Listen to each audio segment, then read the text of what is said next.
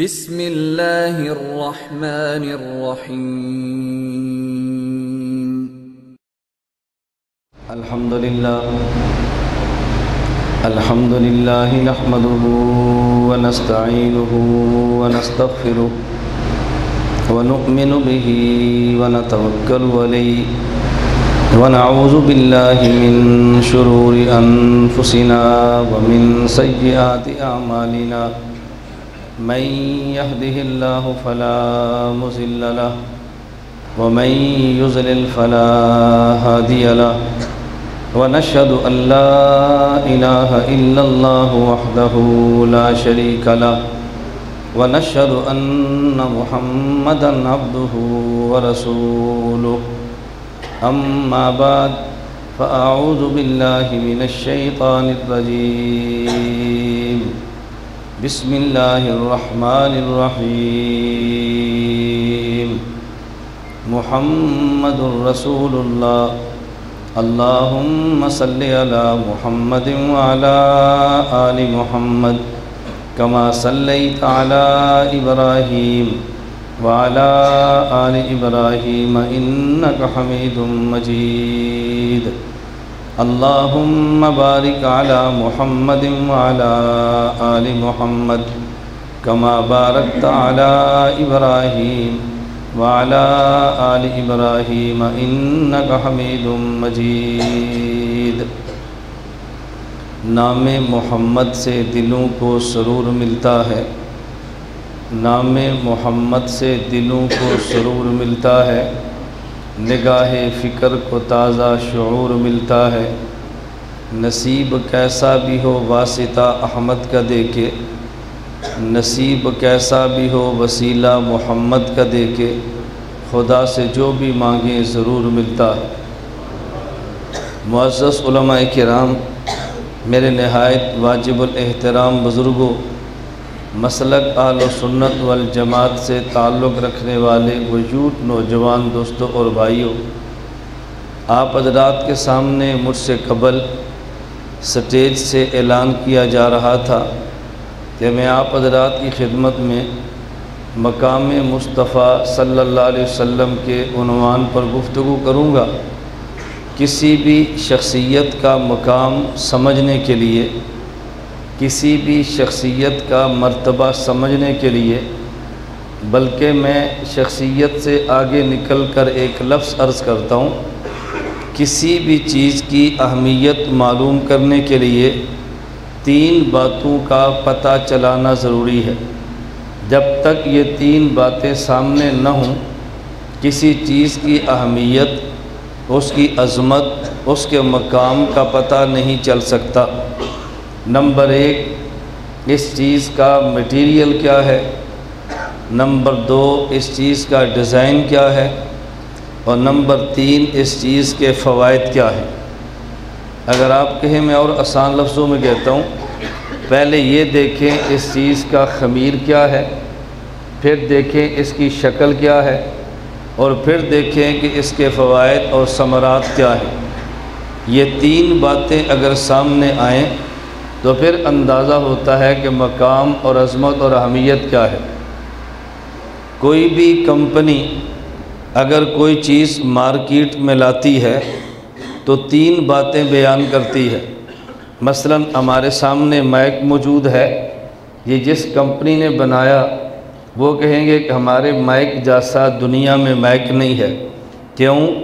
اس لیے کہ مائک میں کے میٹیریل میں فلاں فلاں چیز ہم نے ڈالی ہے، اور اس کی اتنی خوبصورت ہم نے ڈیزائننگ کی ہے کہ اس جیسا ابھی تک جو خوبصورت سے خوبصورت مائک آپ کے سامنے نہیں آیا۔ اور اس کے فوائد اتنے ہیں، خطیب دور بیٹھا ہو، مائک دور ہو، بڑی دور سے آواز کو کیچ کرتا ہے، آواز بڑی صاف دیتا ہے، سامعین کے سامنے آواز کو اچھے انداز میں پیش کرتا ہے، اس مائک میں آواز پھٹتی نہیں ہے۔ تو جو بھی چیز مارکیٹ میں کمپنی لاتی ہے وہ تین چیزیں بیان کرتی ہے اپنی چیز کی اہمیت کو بیان کرنے کے لیے۔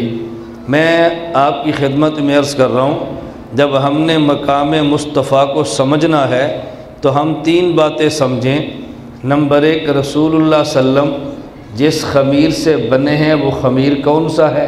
نمبر 2 جو خدا نے پیغمبر کو شکل و صورت دی ہے اس کا معیار کیا ہے؟ نمبر 3 رسول اکرم صلی اللہ علیہ وسلم جب دنیا میں آئے یا جب دنیا میں نہیں آئے تھے تو پیغمبر جب دنیا میں تشریف لائے پیغمبر کے آنے سے کائنات کو ملا کیا ہے؟ جب یہ 3 باتیں سمجھ آئیں گی ہمیں اندازہ ہوگا رسول اللہ کا مقام کیا ہے۔ میری بات سمجھ آ رہی ہے آپ؟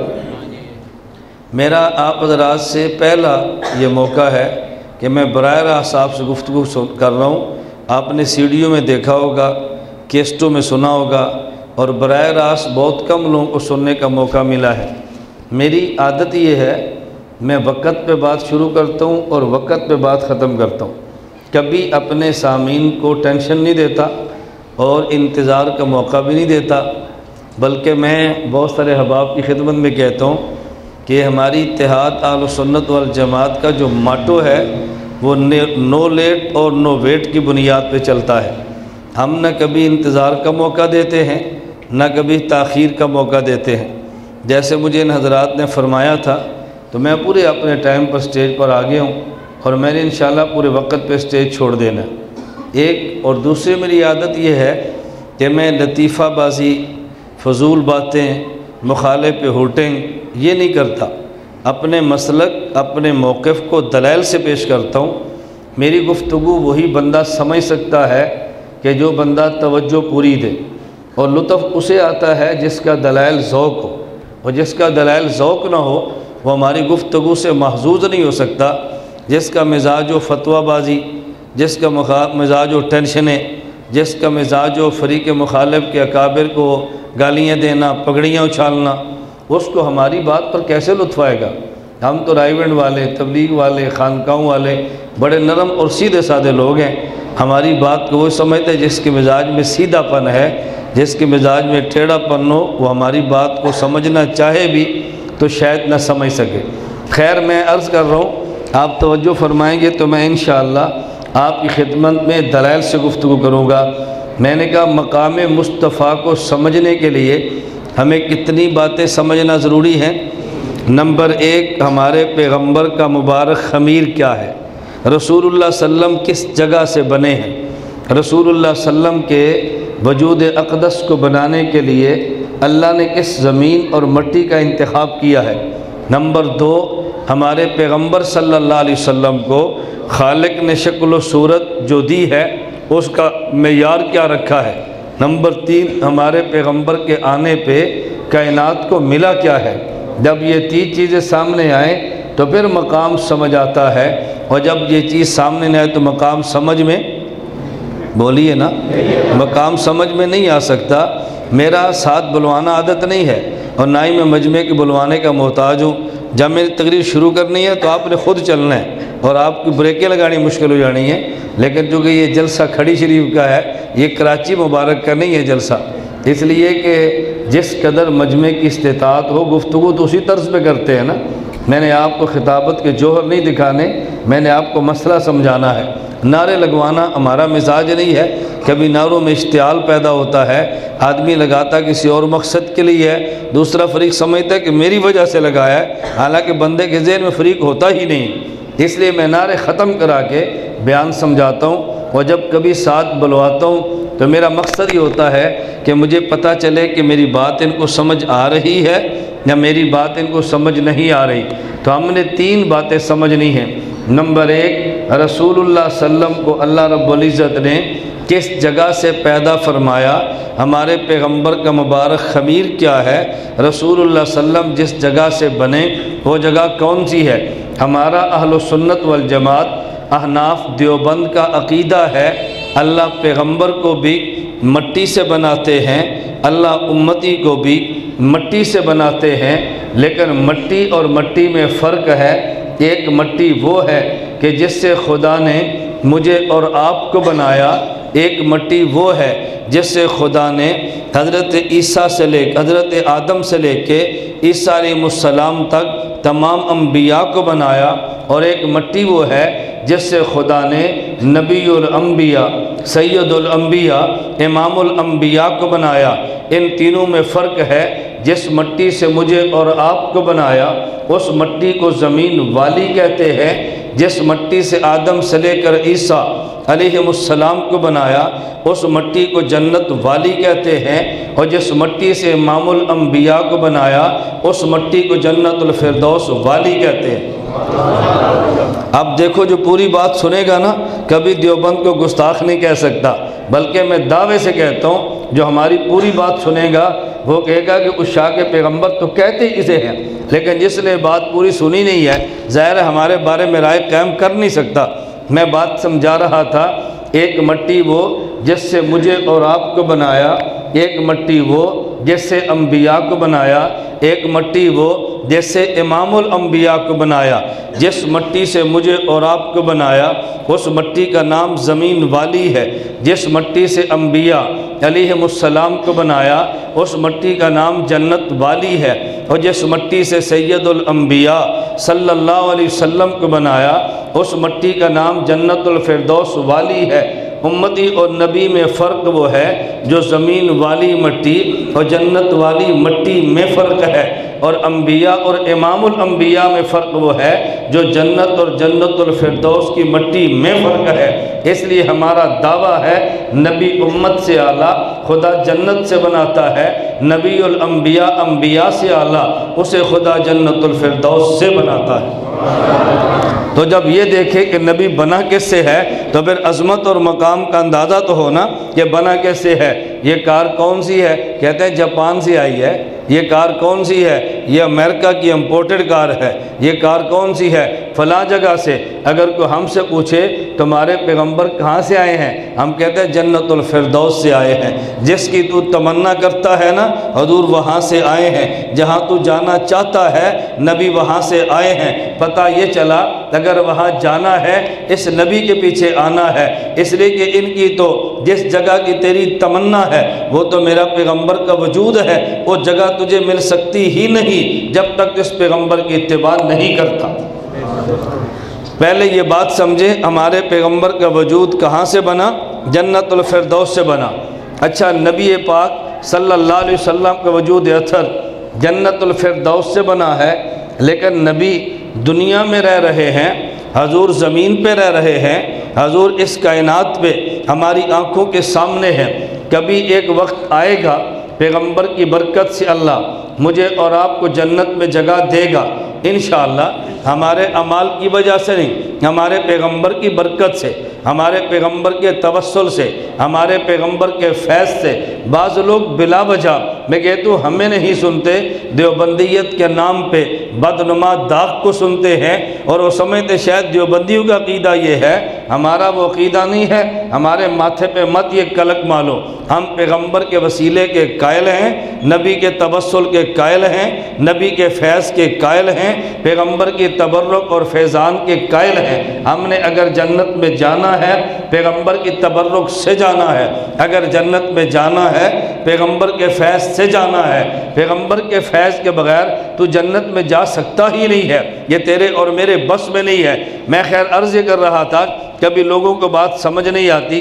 میاں والی کے علاقے میں میرا جلسہ تھا، میزبان نے مجھے بلایا اور موقع پر فرمانے لگے کہ مولانا آپ کے مجمع میں 70% وہ لوگ ہیں ذرا ان کا خیال کریں۔ وہ کہا نا تو میں سمجھ گیا وہ سے کیا مراد ہے۔ میں نے کہا اس کا مطلب یہ ہے مجھے مسئلہ وہی بیان کرنا چاہیے جو وہ 70% ہیں تاکہ ان کا مسئلہ سمجھ آئے۔ کہا نہیں آج تھوڑی سی رعایت کریں، آئندہ بے شک اب بیان کر لیں۔ میں نے کہا چلو میں رعایت کر کے بات کر لیتا ہوں۔ میں نے پون گھنٹہ صحیح بخاری کی ایک حدیث مبارک پہ بات کی، وہ لوگ کافی معزوز ہوئے، بڑے خوش ہوئے، ہماری رعایت بھی کی ہے، بخاری سمجھا بھی دی ہے۔ تو میں نے ان کے چہرے سے جب خوشیوں کے آثار دیکھے تو میں نے کہا بھئی میں دعا کرتا ہوں اللہ آپ سب کو مدینہ منورہ لے جائے۔ کہنے لگے آمین۔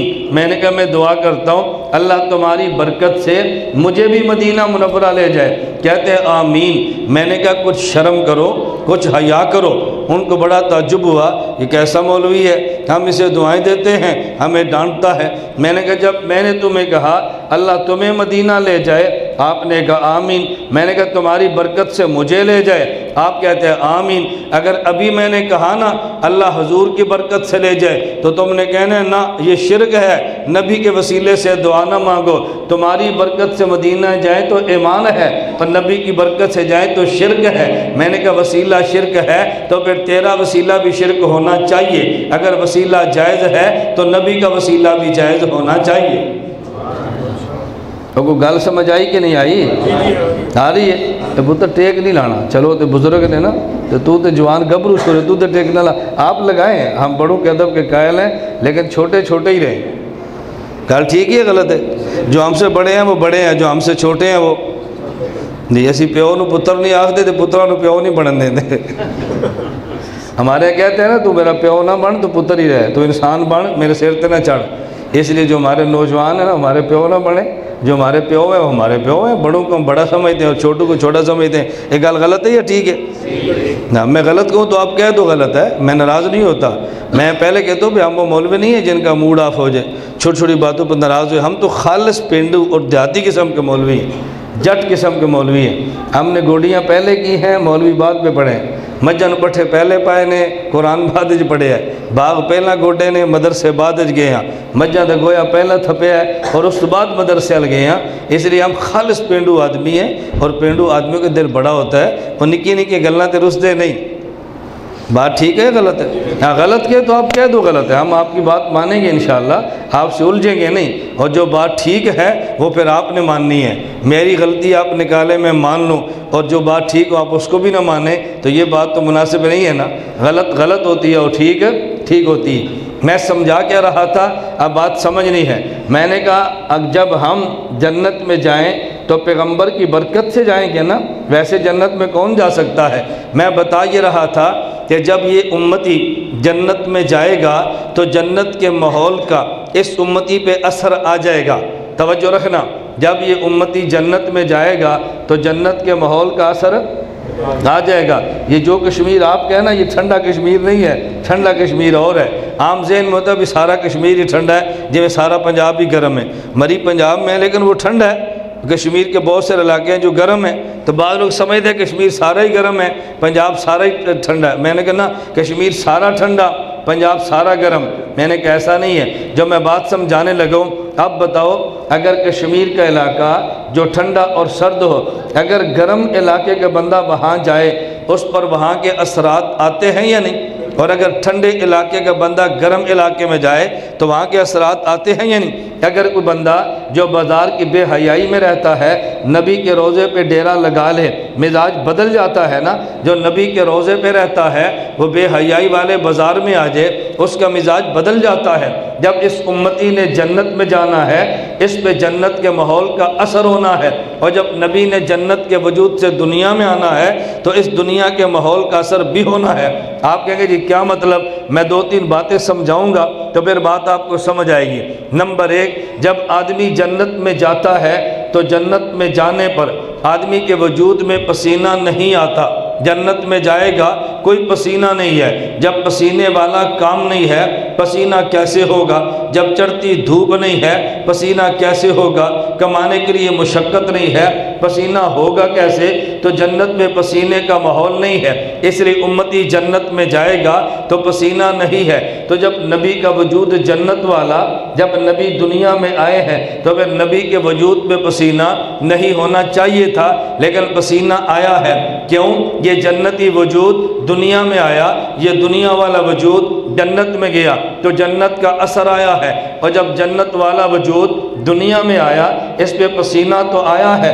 نبی پاک مشقت فرمائیں پسینہ آ جاتا ہے، رسول اللہ سورج کے سامنے دھوپ میں ہوں پسینہ آ جاتا ہے، لیکن فرق کیا ہے؟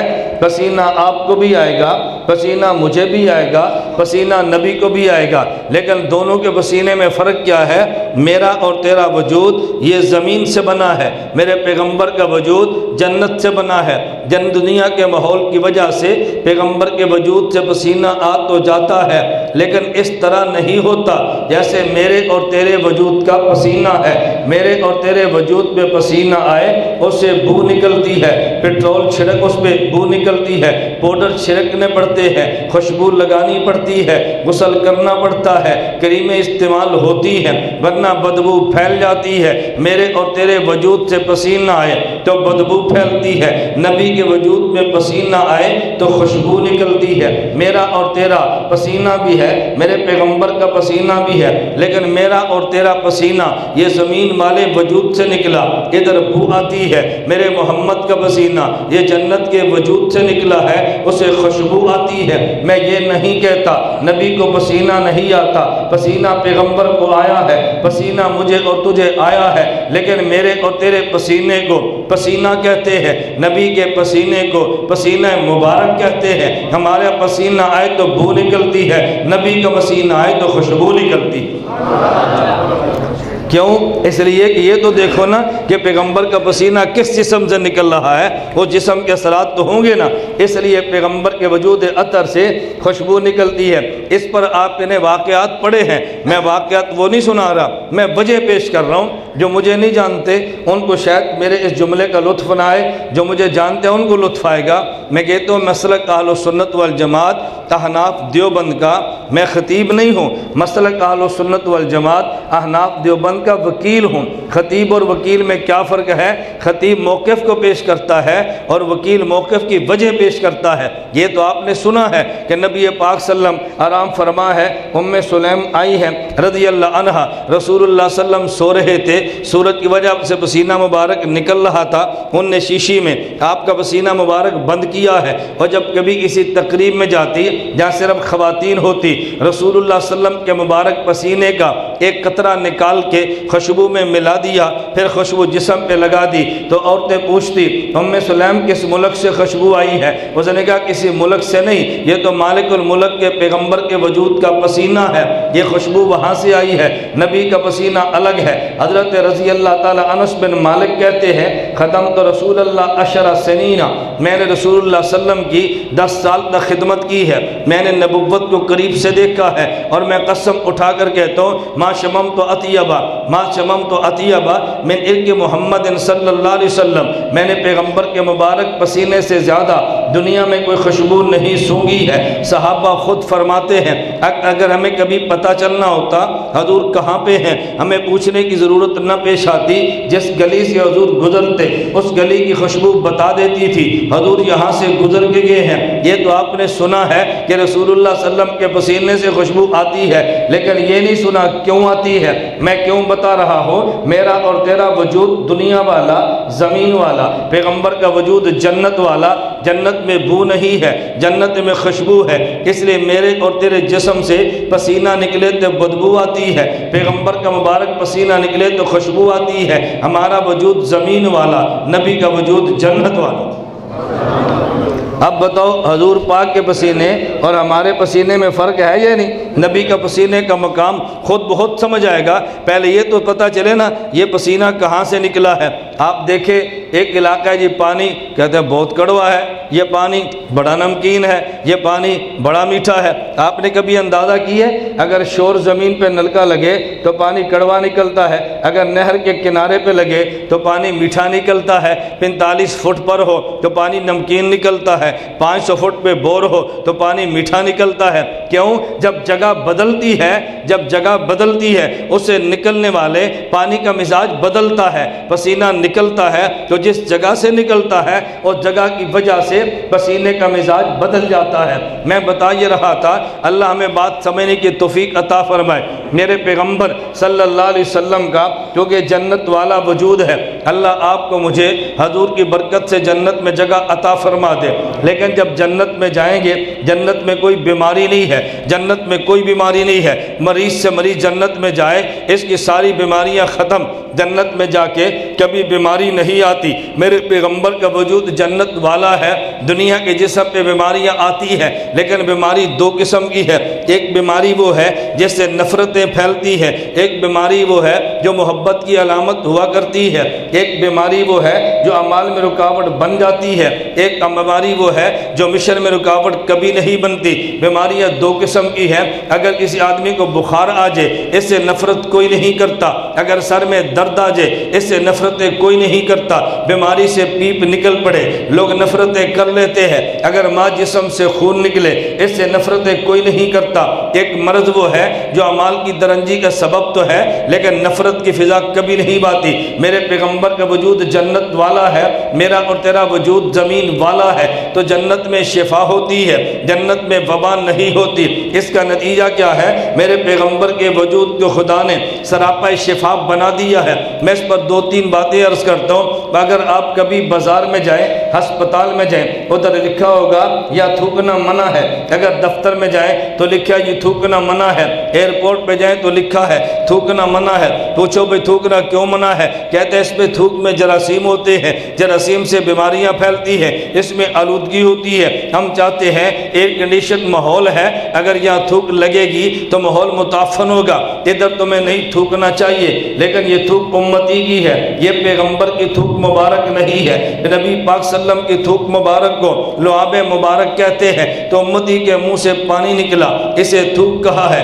پیغمبر کے مبارک حلق سے پانی نکلا، اسے لعاب کہا ہے۔ اگر امتی کا پسینہ، اگر امتی کی تھوک لگ جائے، ادھر بیماری آ جاتی ہے۔ پیغمبر کا لعاب لگ جائے، ادھر بیماری ختم ہو کے شفا آ جاتی ہے۔ علی المرتضی رضی اللہ عنہ میدان خیبر میں ہے، حضرت علی کو حضور نے بلایا، علی یہ تم اپنے ہاتھ میں پرچم لو، مرحب کے مقابلے میں نکلو۔ حضرت علی المرتضی نے عرض کیا، حضور میری آنکھ دکھتی ہے، میری آنکھ میں کچھ بیماری ہے۔ اللہ کے نبی نے فرمایا آنکھ ادھر لاؤ۔ نبی کریم صلی اللہ علیہ وسلم نے مبارک تھوک حضرت علی کی آنکھ پہ لگائی ہے، خدا نے فوراً شفا عطا فرما دی، خدا نے فوراً شفا عطا فرما دی ہے۔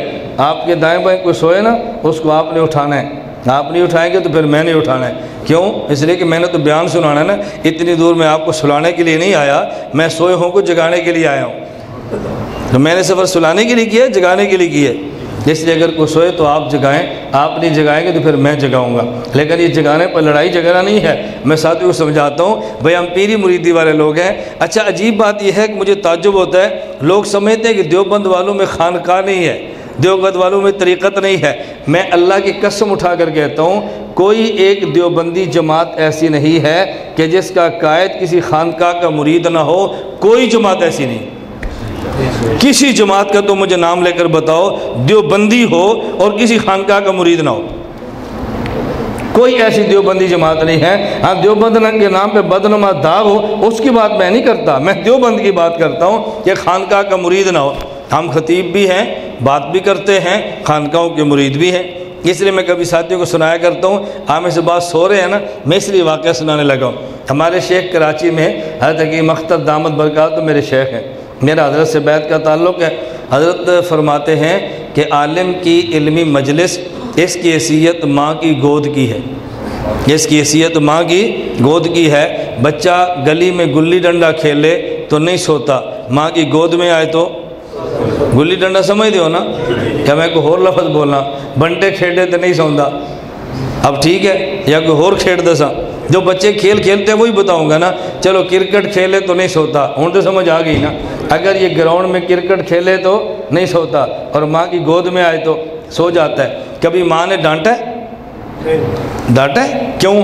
ماں سمجھتی ہے کرکٹ میں سکون نہیں ہے، میری گود میں سکون ہے۔ ہمارے شیخ فرماتے ہیں کاش مولوی بھی سمجھ جائیں، دکان پہ سکون نہیں ہے، میرے بیان میں سکون ہے۔ کبھی سونے والے کو ڈانٹیں گے نہیں، یہ ڈانٹیں گے اٹھا بابے نو، علماء کی قدر ہی نہیں ہے، تمہیں شرم ہی نہیں آتی، بھائی وہ تو سکون آیا تو سوئیں گے نہیں، کبھی مانے گا اٹھ اٹھ بھائی مان، تینوں ماں دی چوڑی دی قدر ہی نہیں، انہیں کہنا ماں قدر ہے تو تاں ہی آگے ستانا۔ بتائیں اگر بیٹے کے دل میں ماں کی گود کی قدر نہ ہو تو گود میں آ کر سوئے گا؟ قدر ہے تو سویا ہے۔ تو یہ جو عالم کے بیان میں آ کر سویا ہے، یہ نہیں کہ اس کو عالم کی قدر نہیں ہے، ماں کی گود اور عالم کی علمی مجلس یہ ماں کی گود کی طرح ہے۔ بچہ کرکٹ کھیلتے نہیں سوتا، ماں کی گود میں آ کر ماں ڈانٹتی نہیں ہے۔ اگر مولوی صاحب کے بیان میں کوئی سوئے تو مولوی صاحب ڈانٹا نہ کریں، وہ سمجھا کریں کہ ہمارے علم میں خدا نے سکون رکھا ہے اس لیے سو گیا ہے۔ اس پر تو خوش ہونا چاہیے کہ دیکھو دکان پہ سکون نہیں ہے، کتنا اس کو سکون ملا ہے، آرام کے ساتھ سو گیا۔ میں کراچی خانقاہ گیا تو میں نے اپنے شیخ کی خدمت میں عرض کیا، میں نے کہا حضرت آپ تو بڑے ہیں، میں بہت چھوٹا ہوں، آپ بہت بڑے ہیں، میں بہت چھوٹا ہوں، تو چھوٹے بڑوں کے بیان پہ کچھ حاشیہ چڑھاتے ہیں، تو میں نے آپ کے جملے پر حاشیہ چڑھایا ہے، تھوڑی سی شرح کی ہے۔ فرمایا وہ کون سی؟ میں نے کہا جی ماں بچے کو ڈانٹتی تو نہیں ہے، لیکن ماں ایک جملہ کہتی ہے، پتر دودھ پی لے پھر سو جانا، یہ کہتی ہے کہ نہیں؟ تو پنجابی سمجھ آتی ہے؟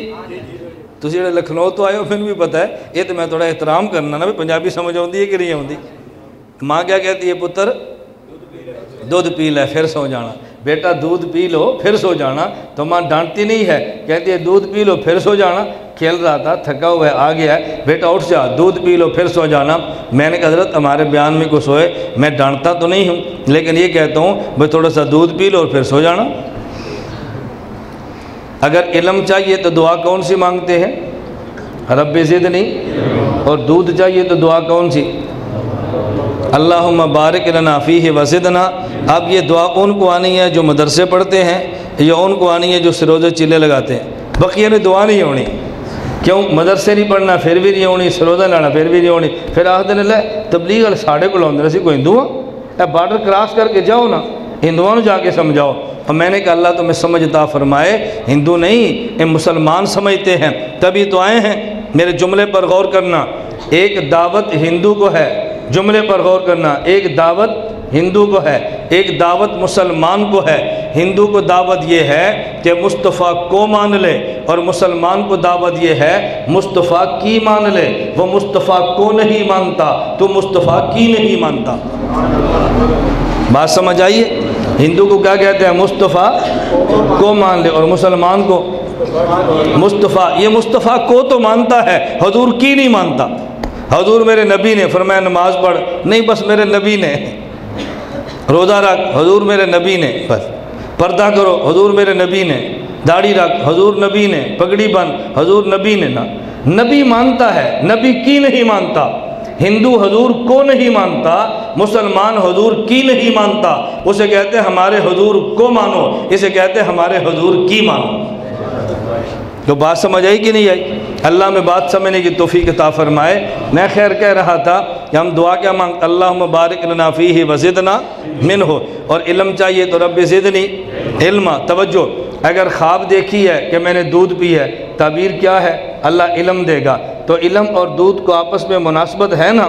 میں نے کہا حضرت میرے بیان میں کوئی سوئے میں ڈانٹتا تو نہیں ہوں، میں کہتا ہوں بھی اٹھ جاؤ تھوڑا سا دودھ پی لو پھر سونا۔ ہم دیہاتی لوگ ہیں، دیہات والوں کا دودھ بڑا خالص ہوتا ہے، میں کہتا ہوں بھی دودھ پی لو، اور خالص دودھ ہے، کیا مطلب؟ خالص مسئلہ ہے، ان کو اٹھاؤ بھی تھوڑا سا دودھ پی لو، تھوڑا دودھ پی لو نا۔ تسی میری گل ہی نہیں سنی تو رنجتے ہونا ہے نا کہ مولوی صاحب نے کی آکھیا ہے، سناندہ تقریر دیندہ دودھ پی لو۔ جس نے بات سنی اسی کو مزہ آنا ہے نا، جس نے بات نہیں سمجھی ہوتی کہنا جب پیا دودھ۔ میری بات سمجھ آ رہی ہے؟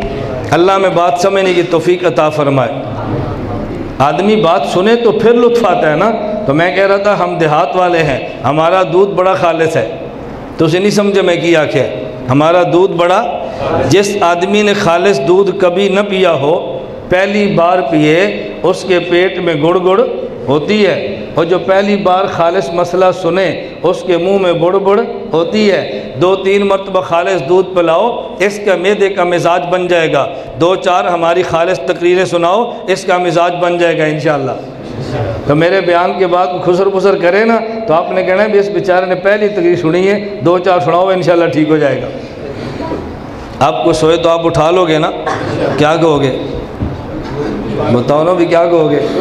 آپ ہی ہے خالص، ایک گلاس دودھ پی لو۔ ہمارا دودھ خالص بھی ہے، گرم بھی ہے، تو میں تمہیں گرم دودھ پیش نہیں کر رہا، بڑا ٹھنڈا پیش کر رہا ہوں، گرم دودھ تمہیں سے برداشت نہیں ہونا۔ گل سمجھ آئیے میر صاحب؟ چلیں، اللہ میں بات سمجھنے کی توفیق عطا فرمائے۔ میں بات کیا سمجھا رہا تھا؟ حضرت علی المرتضیٰ رضی اللہ عنہ، رسول اللہ صلی اللہ علیہ وسلم نے علی المرتضیٰ کی آنکھ پہ لعاب مبارک لگایا، اللہ نے علی المرتضیٰ کو شفا دے دی۔ توجہ رکھنا، شفا دے دی۔ حضرت صدیق اکبر رضی اللہ عنہ رسول اللہ صلی اللہ علیہ وسلم کے ساتھ غار میں ہیں، پہلے صدیق گئے ہیں، حضور بعد میں گئے ہیں۔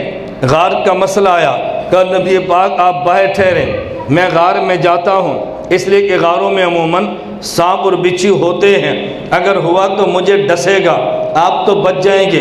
رسول اللہ صلی اللہ علیہ وسلم پہلے گئے ہیں، صدیق اکبر بعد میں، رسول اللہ صلی اللہ علیہ وسلم بعد میں گئے، صدیق اکبر پہلے گئے ہیں۔ اندر جا کے اپنی پگڑی کو لیا، اپنے کپڑے کو لیا ہے، اس کی ٹاکیاں کی ہیں، کئی سوراخوں میں اس کو رکھ دیا ہے، ایک سوراخ بچا تھا، حضور آپ تشریف لے آئے، حضور پاک کا ہے، صدیق اکبر نے ٹانگ پھیلا دی اور سوراخ اس جگہ پہ تھا، وہاں ایڑی رکھ دی ہے۔ نبوت نے اپنا سر مبارک صدیق کی گود میں رکھا اور آرام فرمانے لگے۔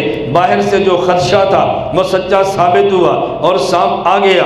اس نے سارے سوراخ دیکھے، سارے بند نظر آئے، ایک سوراخ دیکھا، آگے انسان کا جسم نظر آیا ہے۔ اس نے کپڑے کو ڈسنا نہیں تھا، انسان کے وجود کو ڈسنا تھا، اس نے انسان کے وجود پہ ڈسا ہے۔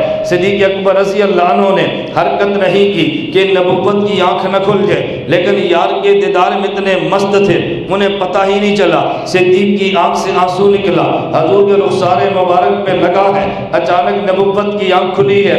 صدیق یہ کیا ہوا؟ کہا جی پتہ تو مجھے بھی نہیں ہے۔ صدیق ہوا کیا ہے؟ کہا جی ایڑی پہ درد بہت ہے۔ صدیق اکبر سے کہا ایڑی ادھر لاؤ، سانپ تو دوڑا ہے، لیکن نبوت نے صدیق اکبر کی ایڑی کو دیکھا، ادھر سانپ نے ڈسا ہوا تھا، اپنے لعاب مبارک کو لیا، صدیق کی ایڑی پہ لگا ہے، فوراً شفا ملی ہے۔ میرے اور تیرے تھوک سے وبا اور بیماری پھیلتی ہے، میرے پیغمبر کی مبارک تھوک سے شفا پھیلتی ہے۔ حضرت صدیق کی ایڑی کو فوراً شفا ملی ہے۔ میں ایک چھوٹا سا نکتہ پیش کرتا ہوں، چلے نکتہ نہیں نکتی صحیح، چھوٹے لوگوں کی نکتیاں ہوتی ہیں، میں ایک نکتی پیش کرتا ہوں۔ دیکھیں ایک مسئلہ ہے غار کا، ایک مسئلہ ہے مزار کا۔ غاروں میں سانپ ہوتے ہیں، غاروں میں سانپ ہوتے ہیں، مزار کا معنی قبر ہے، اور قبر میں بھی سانپ ہوتے ہیں۔ ہمارا اہل سنت کا عقیدہ ہے کہ آدمی جس قبر میں میت کو دفن کرتا ہے، اگر یہ میت نیک ہے تو جنت کا باغ بنتا ہے، اگر یہ میت نیک نہیں ہے جہنم کا گڑھا بنتا ہے، اگر یہ میت نیک ہے تو حوریں استقبال کرتی ہے، اگر یہ نیک نہیں ہے تو سانپ اور بچھو آ جاتے ہیں۔ یہ ہمارا نظریہ ہے۔ اور اگر غار کوئی بے آباد پڑی ہو، خلوت میں پڑی ہو، اندھیرے میں پڑی ہو، ادھر کوئی نہ جاتا ہو، ادھر بھی سانپ آ جاتے ہیں، تو جس طرح غار خلوت والی ہو ادھر بھی سانپ ہوتے ہیں، اگر قبر بھی خلوت والی ہے سانپ ادھر بھی ہوتے ہیں۔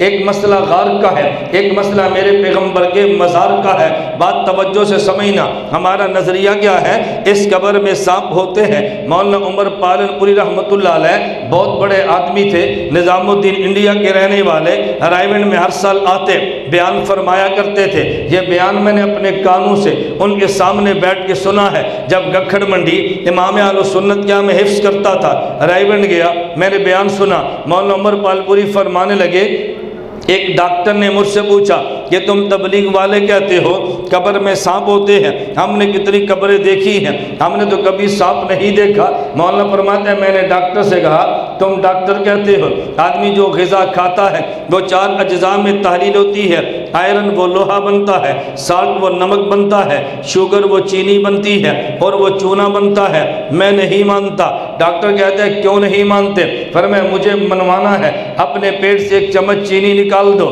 اگر مجھے منوانا ہے تم آدھا چمچ اپنے پیٹ سے نمک نکال دو، اگر مجھے منوانا ہے تو 2 چمچ تم چونا نکال دو، اگر مجھے منوانا ہے 1 انچ لوہا نکال دو۔ اس نے کہا جی ہے، میں دکھا نہیں سکتا۔ فرمایا کیوں نہیں دکھا سکتا؟ اس نے کہا وجہ یہ ہے زمین کی چینی اور ہوتی ہے، بدن کی چینی اور ہوتی ہے، بدن کی شوگر اور ہے، زمین کی شوگر اور ہے، میں دکھا نہیں سکتا۔ مولانا پال پوری فرمانے لگے تو جس طرح تو بدن کی چینی مانتا ہے دکھا نہیں سکتا، یہاں کی چینی اور ہے، بدن کی اور ہے، قبر میں سانپ ہوتا ہے، میں دکھا نہیں سکتا، زمین کا سانپ اور ہے، قبر کا سانپ اور ہے، ہم نے تمہارے کہنے پہ بدن کی چینی بغیر دیکھے مان لی ہے، تم حضور کے فرمانے کے بغیر دیکھے سانپ نہیں مان سکتے؟ اور ڈاکٹر نے کہا جی مجھے بات سمجھ آ گئی ہے۔ مولانا پالپوری فرمانے کے وہ انڈیا سے ڈاکٹر اس اجتماع میں 4 ماہ کے لیے ان کے ساتھ آیا تھا۔ فرمایا وہ ڈاکٹر کو بات سمجھ آئی جو میرے ساتھ آیا۔ میں بعض جگہوں پہ جاتا ہوں نا، مجھے بڑا تعجب ہوتا ہے، لوگ جب تبلیغ والوں سے بچاتے ہیں نا، نہ انہاں دا گشت نہ جانا، بیان نہ سننا۔ میں آپ سے پوچھتا ہوں، آپ میری ایک بات کا جواب دیں، آپ کے علاقے میں الیکشن ہوتا ہے؟ ہوتا ہے تو ہوتا ہے، نہیں ہوتا کو نہیں ہوتا، ہوتا ہے۔ اچھا، سیاسی پارٹیاں جلسے بھی کرتی ہیں، جس پارٹی کو آپ نے ووٹ نہ دینا ہو اس پارٹی کا جلسہ بھی سنتے ہیں؟ سنتے ہیں، جس پارٹی کو ووٹ نہ دینا اس کا جلسہ بھی۔ اچھا میں آپ سے پوچھتا ہوں، جب آپ نے ایک پارٹی کو ووٹ نہیں دینا اس کا جلسہ کیوں سنتے ہیں؟ بتائیں بھائی، ہاں کیا کہتے ہیں؟ جب آپ نے ایک پارٹی کا جلسہ ووٹ نہیں دینا تو جلسہ کیوں سنتے ہیں؟ وہ میں کہتا ہوں جس پارٹی کو ووٹ نہ دینا ہو جلسہ تو اس کا بھی سنتے ہیں نا۔ کیا کہتے ہیں؟ آپ تبلیغ سے چلا نہ لگاؤ لیکن سنو تو صحیح نا کیا کہتے ہیں۔ نہیں سمجھے؟ میں تو نہیں کہہ رہا آپ چلا لگاؤ، میں تو نہیں کہہ رہا 4 ماہ لگاؤ، میں کہتا ہوں سنو تو صحیح نا کیا کہتے ہیں، وقت نہ لگاؤ، سنو تو صحیح نا۔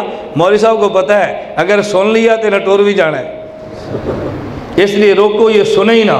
ہم کہتے ہیں بات سنو تو صحیح نا، نہ سمجھ آئے تو نہ صحیح، سمجھ آئے تو قبول کرو۔ میں بتا رہا تھا جس طرح غار میں سانپ ہوتا ہے تو قبر میں بھی سانپ، توجہ رکھنا، میں ایک نکتہ پیش کرنے لگا۔ جب غار کی باری آئی تو صدیق نے کہا حضور میں جاتا ہوں، سانپ ہوا تو بچا لوں گا۔ میں کہتا ہوں جب غار کی باری آئی تو صدیق نے کہا میں جاتا ہوں، اور جب مزار کی باری آئی تو مصطفیٰ نے کہا میں جاتا ہوں۔ صدیق اگر غار میں سانپ ہو تو نے بچایا ہے، اگر قبر کا سانپ ہو تو بچانا میرے ذمے ہے۔ دنیا میں حفاظت صدیق نے کی ہے، مزار میں حفاظت مصطفیٰ نے کی ہے۔ مزار میں محافظ کس نے کی ہے؟ دل کا بتل کا عدلہ اور بدلہ ہے۔ رسول اللہ صلی اللہ علیہ وسلم مایوس نہیں کرتے، فرمایا صدیق یہاں تو نے بچایا وہاں میں بچاؤں گا، یہاں مجھے کسی نے کچھ نہیں کہا وہاں تجھے کوئی کچھ نہیں کہہ سکتا، میں تیرے پاس محافظ بن کے تجھ سے پہلے چلا جاتا ہوں۔ حضور پہلے تشریف لے گئے ہیں، ایک شخص مجھے کہنے لگا یہ جو تم دیوبند والے کہتے ہو کہ حضرت صدیق اکبر رضی اللہ عنہ کی ایڑی پہ رسول اللہ صلی اللہ علیہ وسلم نے لعاب لگایا، میں اس کو نہیں مانتا۔ میں نے کہا جی کیوں نہیں مانتے، وجہ کیا ہے؟ کہتا ہے میرے پاس دلیل ہے۔ میں نے کہا دلیل کیا؟ کہتا ہے تم دیوبندی گستاخ ہو، ہر بات تم نے گستاخی والی کرنی ہوتی ہے۔ میں نے کہا وہ کیسے؟ کہتا ہے رسول اللہ صلی اللہ علیہ وسلم کا مقام کتنا ہے؟ میں نے کہا بتا ہی نہیں سکتے، ہمارے فہم سے بالا تر ہے، ہماری عقل سے ماورا ہے، اللہ کے بعد مقام ہے ہی ان کا، میں تجھے کیا بتاؤں؟ کہا جی صدیق اکبر کا۔ میں نے کہا وہ نبی ہیں یہ امتی ہیں، نبی امتی کا جوڑی کوئی نہیں ہے۔ کہتا ہے جب رسول اللہ کا مقام بہت اعلیٰ ہے ان کے مقابلے میں صدیق اکبر کا مقام بہت چھوٹا ہے، تو آپ کہتے ہیں رسول اللہ صلی اللہ علیہ وسلم کا لعاب نکلا ہے صدیق کی ایڑی پہ لگا ہے، تو نبی کا مبارک لعاب جو چہرے مبارک سے نکلے، منہ مبارک سے نکلے، وہ صدیق کے پاؤں کے نیچے لگے، تم نے نبی کے لعاب کو صدیق کے پاؤں کے نیچے دے دیا، یہ تو گستاخی ہے، تم نے تو گستاخی کر دی ہے پیغمبر کی۔ میں نے کہا ہم امام اعظم ابو حنیفہ رحمۃ اللہ علیہ کے مقلد ہیں، ہمارے امام ایک جہت کو نہیں دیکھتے، وہ ساری جہتیں دیکھتے ہیں، ایک دلیل کو نہیں دیکھتے، وہ ساری دلیلیں دیکھتے ہیں۔ میں اس کی ایک مثال دیتا ہوں، اگر اس شخص سے جا کے پوچھو جو ہمارے امام کو نہیں مانتا کہ جب نماز پڑھیں ہاتھ کیسے اٹھائیں، اس نے فوراً آپ سے کہہ دینا ہے او جی کندھے کے برابر اٹھاؤ جیسے عورتیں اٹھاتی ہیں۔ اگر ہم سے پوچھو ہاتھ کہاں تک اٹھائیں، ہمارے امام نے کہنا ہے تم ہاتھ ایسے اٹھاؤ، تمہاری ہاتھ کی یہ ہتھیلیاں یہ تمہارے کندھے کے برابر ہو جائے، یہ تمہارے انگوٹھے کان کی لو کے برابر آ جائے، تمہاری اوپر والی انگلیاں کان کے اوپر کے حصے کے برابر آ جائیں۔ آپ تبلیغ میں جائیں گے تو میں نماز کا یہی طریقہ بتائیں گے کہ جب آپ نے نماز پڑھنی ہے ہاتھ ایسے اٹھاؤ کہ تمہاری ہتھیلیاں یہ کندھے کے برابر ہو، یہ تمہارے انگوٹھے کان کی لو کے برابر ہو، اور تمہاری اوپر والی انگلیاں یہ کان کے برابر ہو۔ وہ کہتے ہیں کندھے کے برابر ہونے چاہیے۔ میرے امام نے 3 باتیں کیوں بتائی آئی ہے۔ میرے امام کے علم میں 3 حدیثیں ہیں۔ ایک حدیث مبارک میں ہے کہ جب رسول اللہ تکبیر تحریمہ فرماتے تو حذاء منکبیہ ہے اپنے ہاتھ کندھوں کے برابر اٹھاتے۔ ایک حدیث مبارک میں ہے جب رسول اللہ صلی اللہ علیہ وسلم ہاتھ اٹھاتے شہمت اذنیہ ہے اپنے کان کی لو کے برابر ہاتھ اٹھاتے۔ اور تیسری حدیث مبارک میں ہے حذاء اذنیہ ہے جب ہاتھ اٹھاتے اپنے کانوں کے برابر اٹھاتے۔ ہمارے امام کہتے ہیں حدیثیں 3 آ گئی ہیں، نمبر 1 کندھے کے برابر، نمبر 2 کان کی لو کے برابر، نمبر 3 کان کے برابر۔ میں تمہیں مسئلہ ایسے بتاتا ہوں، تینوں پہ عمل ہو جائے گا۔ تو وہ کیسے؟ تم نے ہاتھ بھی اٹھانا ہے، ہتھیلیاں کندھے کے برابر آ جائے۔ ایک حدیث پہ عمل آ گیا، تمہارے یہ ہاتھ تمہارے انگوٹھے کان کی لو کے برابر ہو، عمل دوسری حدیث پر بھی ہو گیا۔ یہ تمہاری انگلیوں کا حصہ یہ کان کے برابر آ جائے تو تیسری حدیث پر بھی عمل ہو گیا۔ ہمارے امام کے سامنے تینوں حدیثیں عمل تینوں پہ کروا دیا ہے۔ دوسری مثال، اگر ان سے پوچھو نماز پڑھیں ہاتھ کہاں باندھے، وہ کہے گا جی سینے پر باندھو۔ ہمارے امام سے پوچھو ہاتھ کہاں باندھے، ہمارا امام کہے گا یہ بھی پوچھو کہاں باندھے اور یہ بھی پوچھو کیسے باندھے۔ میں تمہیں طریقہ بتا رہا ہوں کہ جب تم نے ہاتھ باندھنے ہیں دائیں ہتھیلی کے اندر کے حصے کو بائیں کی پشت پر رکھ لے، انگوٹھا اور چھوٹی انگلی سے بائیں ہاتھ کو گھٹے سے پکڑ لے، درمیانی 3 انگلیاں بائیں کلائی پہ رکھ دے، ہاتھ ناف کے نیچے باندھے۔ حضرت امام سے پوچھو یہ آپ نے بات کیوں فرمائی ہے؟ امام اعظم ابو حنیفہ تمہیں جواب دیں گے، علامہ عینی نے عمدۃ القاری شرح بخاری میں لکھا ہے وجہ یہ ہے حدیثیں 4 قسم کی ہیں، امام نے چاروں کو جمع کیا ہے۔ ایک حدیث سے مبارک میں ہے وائل بن حجر کہتے ہیں رضی اللہ عنہ میں نے رسول اللہ صلی اللہ علیہ وسلم کو نماز پڑھتے یوں دیکھا ہے، اللہ کی نبی نے دائیں ہاتھ کو بائیں ہاتھ پہ رکھا ہے اور ناف کے نیچے رکھا ہے۔ اور ایک حدیث میں یہ بھی ہے اللہ کے نبی فرماتے ہیں ہم انبیاء ہیں، ہمیں خدا نے حکم دیا ہے دائیں ہاتھ سے بائیں ہاتھ کو پکڑے۔ ایک حدیث مبارک یہ بھی ہے رسول اللہ صلی اللہ علیہ وسلم نماز یوں پڑھتے اپنے دائیں ہاتھ کو بائیں بازو پہ رکھتے۔ اب حدیث 4 قسم کی ہوگی، دائیں ہاتھ کو بائیں ہتھیلی پہ رکھنا، نمبر 2 دائیں ہاتھ سے بائیں کو پکڑنا، نمبر 3 دائیں ہاتھ کو بائیں بازو پہ رکھنا، نمبر 4 ہاتھ ناف کے نیچے باندھنا۔ ہمارے امام نے کیسا پیارا مسئلہ دیا، فرمایا دائیں ہتھیلی کو بائیں پہ رکھو، ہاتھ کو ہاتھ پہ رکھنا، اس پر بھی عمل ہو گیا۔ انگوٹھے چھوٹی انگلی سے پکڑ لو، دائیں سے بائیں کو پکڑنا، اس پہ بھی عمل ہو گیا۔ درمیانی 3 انگلیاں یہ بازو پہ رکھو تو دائیں ہاتھ کو بائیں بازو پہ رکھنا، اس پہ بھی عمل ہو گیا۔ ہاتھ ناف کے نیچے باندھو، چوتھی حدیث پر بھی عمل ہو گیا۔ میں نے کہا ہمارے امام نے مسئلہ بتایا، چاروں پہ عمل ہے، میری بات پہ ناراض نہ ہونا، قصور آپ کا ہے، آپ نے دلائل پڑھنے بھی نہیں ہیں، آپ نے دلائل سننے بھی نہیں ہے، کورس کرنا بھی نہیں ہے، اور جب مخالف 1-2 حدیث بیان کرے گا پھر آپ نے پریشان بھی ہونا ہے۔ ہمارے پاس دلائل بھی ہیں، ہمارے پاس کورس بھی ہیں۔ میں کبھی جاتا ہوں، یہ دیکھو ہماری مسجد ہے، ہمارے مسلک کی مسجد ہے، لیکن کوئی پوسٹر آپ کو نظر نہیں آئے گا جس پہ نماز کے موضوع پہ دلائل لکھی ہو۔ آپ کسی بتی کی مسجد میں جائیں پوسٹر موجود ہے، غیر مقلد کے یہاں جائیں پوسٹر موجود ہے، کسی رافضی کے امام بارگاہ میں جائیں پوسٹر موجود ہے۔ مجھے بتا تیری مسجد میں تیرے دلائل کیوں نہیں ہیں؟ جب تیری مسجد میں تیرے دلائل نہیں ہوں گے تیرا نوجوان تو بگڑے گا نا۔ اس میں فتوے کی بات کون سی ہے؟ 20 رکعت تراویح کے دلائل ادھر لگا دے، امام کے پیچھے فاتحہ نہ پڑھنے کے دلائل لگا دے، آمین آہستہ کہنے کے دلائل لگا دے، 3 طلاق 3 ہوتی ہے پوسٹر لگا دے، انبیاء قبر میں زندہ ہیں لگا دے۔ جب پوسٹر لگا دے گا تیری مسجد کا مقتدی نہیں بدل سکتا، نہ تو نے پوسٹر لگانا ہے، نہ تو نے کھیس سیڑھی دیکھنی ہے، نہ تو نے کورس کرنا ہے۔ پھر نوجوان نے بگڑنا تو ہے نا۔ ذاکر نائک کو سنیں گے میڈیا پہ آ گیا، غامدی کو سنیں گے میڈیا پہ آ گیا، ہم کہیں گے ہماری سی ڈی سن لو، وہ جی وہ تو حرام ہے۔ میں نے کہا یہ حرام ہے تو پھر ذاکر نائک حلال تھا، اس کی سی ڈی نے امت کو بگاڑ دیا ہے، چینل کے نقشے تبدیل کر دیے ہیں۔ اپنوں کی باری ہے، تیرا مزاج بدلتا ہے، پھر چٹ دیں گے وہ جی ذاکر نائک کے بارے میں کچھ بات تو فرمائے نا۔ تو میں نے کہا اس کی سی ڈی ہے، ہماری سی ڈی سنا دو، وہ جی یہ تو جائز نہیں نا۔ میں نے کہا پھر اس کا جواب دیں گے کیسے؟ نہیں سمجھ آئی؟ اس کا جواب دیں گے کیسے؟ آپ اس کو سنیں اور دلائل سے مات فرمائیں۔ میں جو خیر بات بدل گئی، میں کیا سمجھا رہا تھا، ہم کون ہیں؟ حنفی، ہم دونوں جہتوں کے دیکھتے ہیں۔ اس نے اعتراض کیا کیا؟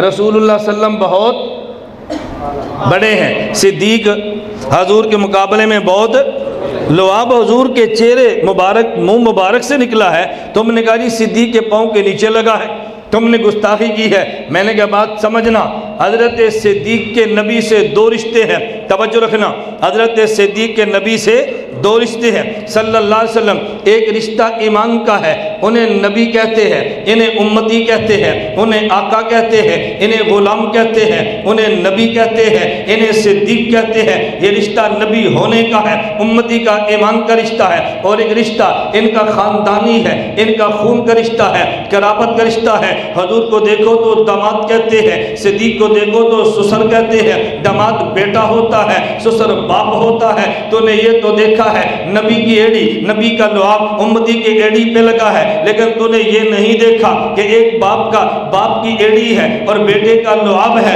داماد بیٹا ہوتا ہے۔ تو بیٹے کا لعاب اگر باپ کی ایڑی پہ لگے اسے ادب نہیں کہتے، اسے عین ادب کہتے ہیں۔ میرے نبی معراج پہ گئے ہیں، حضور پاک صلی اللہ علیہ وسلم کے قلب اطہر کو، چین مبارک کو شک کیا، قلب اطہر کو باہر نکالا، ایک سونے کا تشت تھا، جبریل امین جنت سے لائے ہیں، اس میں حضور کے قلب مبارک کو رکھا ہے، زمزم کے پانی سے دھویا، قلب اطہر واپس رکھ دیا۔ پھر حضور کو معراج کے لیے جبریل امین وہاں لے کر گئے ہیں۔ میں معراج کے موقع پہ نکتے پیش نہیں کرتا، ایک حکمت پیش کرنے لگا ہوں جو میرے موضوع کی مناسبت سے ہے۔ ایک بندہ کہتا ہے میں نہیں مانتا، میں نے کہا کیوں نہیں مانتا؟ کہتا ہے تم یہ بات کہتے ہو حضور پاک صلی اللہ علیہ وسلم کا قلب اطہر دھویا گیا ہے زمزم کے پانی سے، یہ خلاف ادب ہے، یہ گستاخی ہے۔ میں نے کہا خلاف ادب کیسے ہے؟ کہتا ہے تم نہیں دیکھتے یہ زمزم کا پانی کون سا ہے؟ حضرت اسماعیل کے پاؤں سے نکلا ہے۔ اسماعیل کا مقام کیا ہے؟ سید الانبیاء کا مقام کیا ہے؟ ایک پانی جو بچے کی ایڑی سے نکلا ہے، اس سے تم نے سید الانبیاء کے قلب اطہر کو دھلا دیا ہے،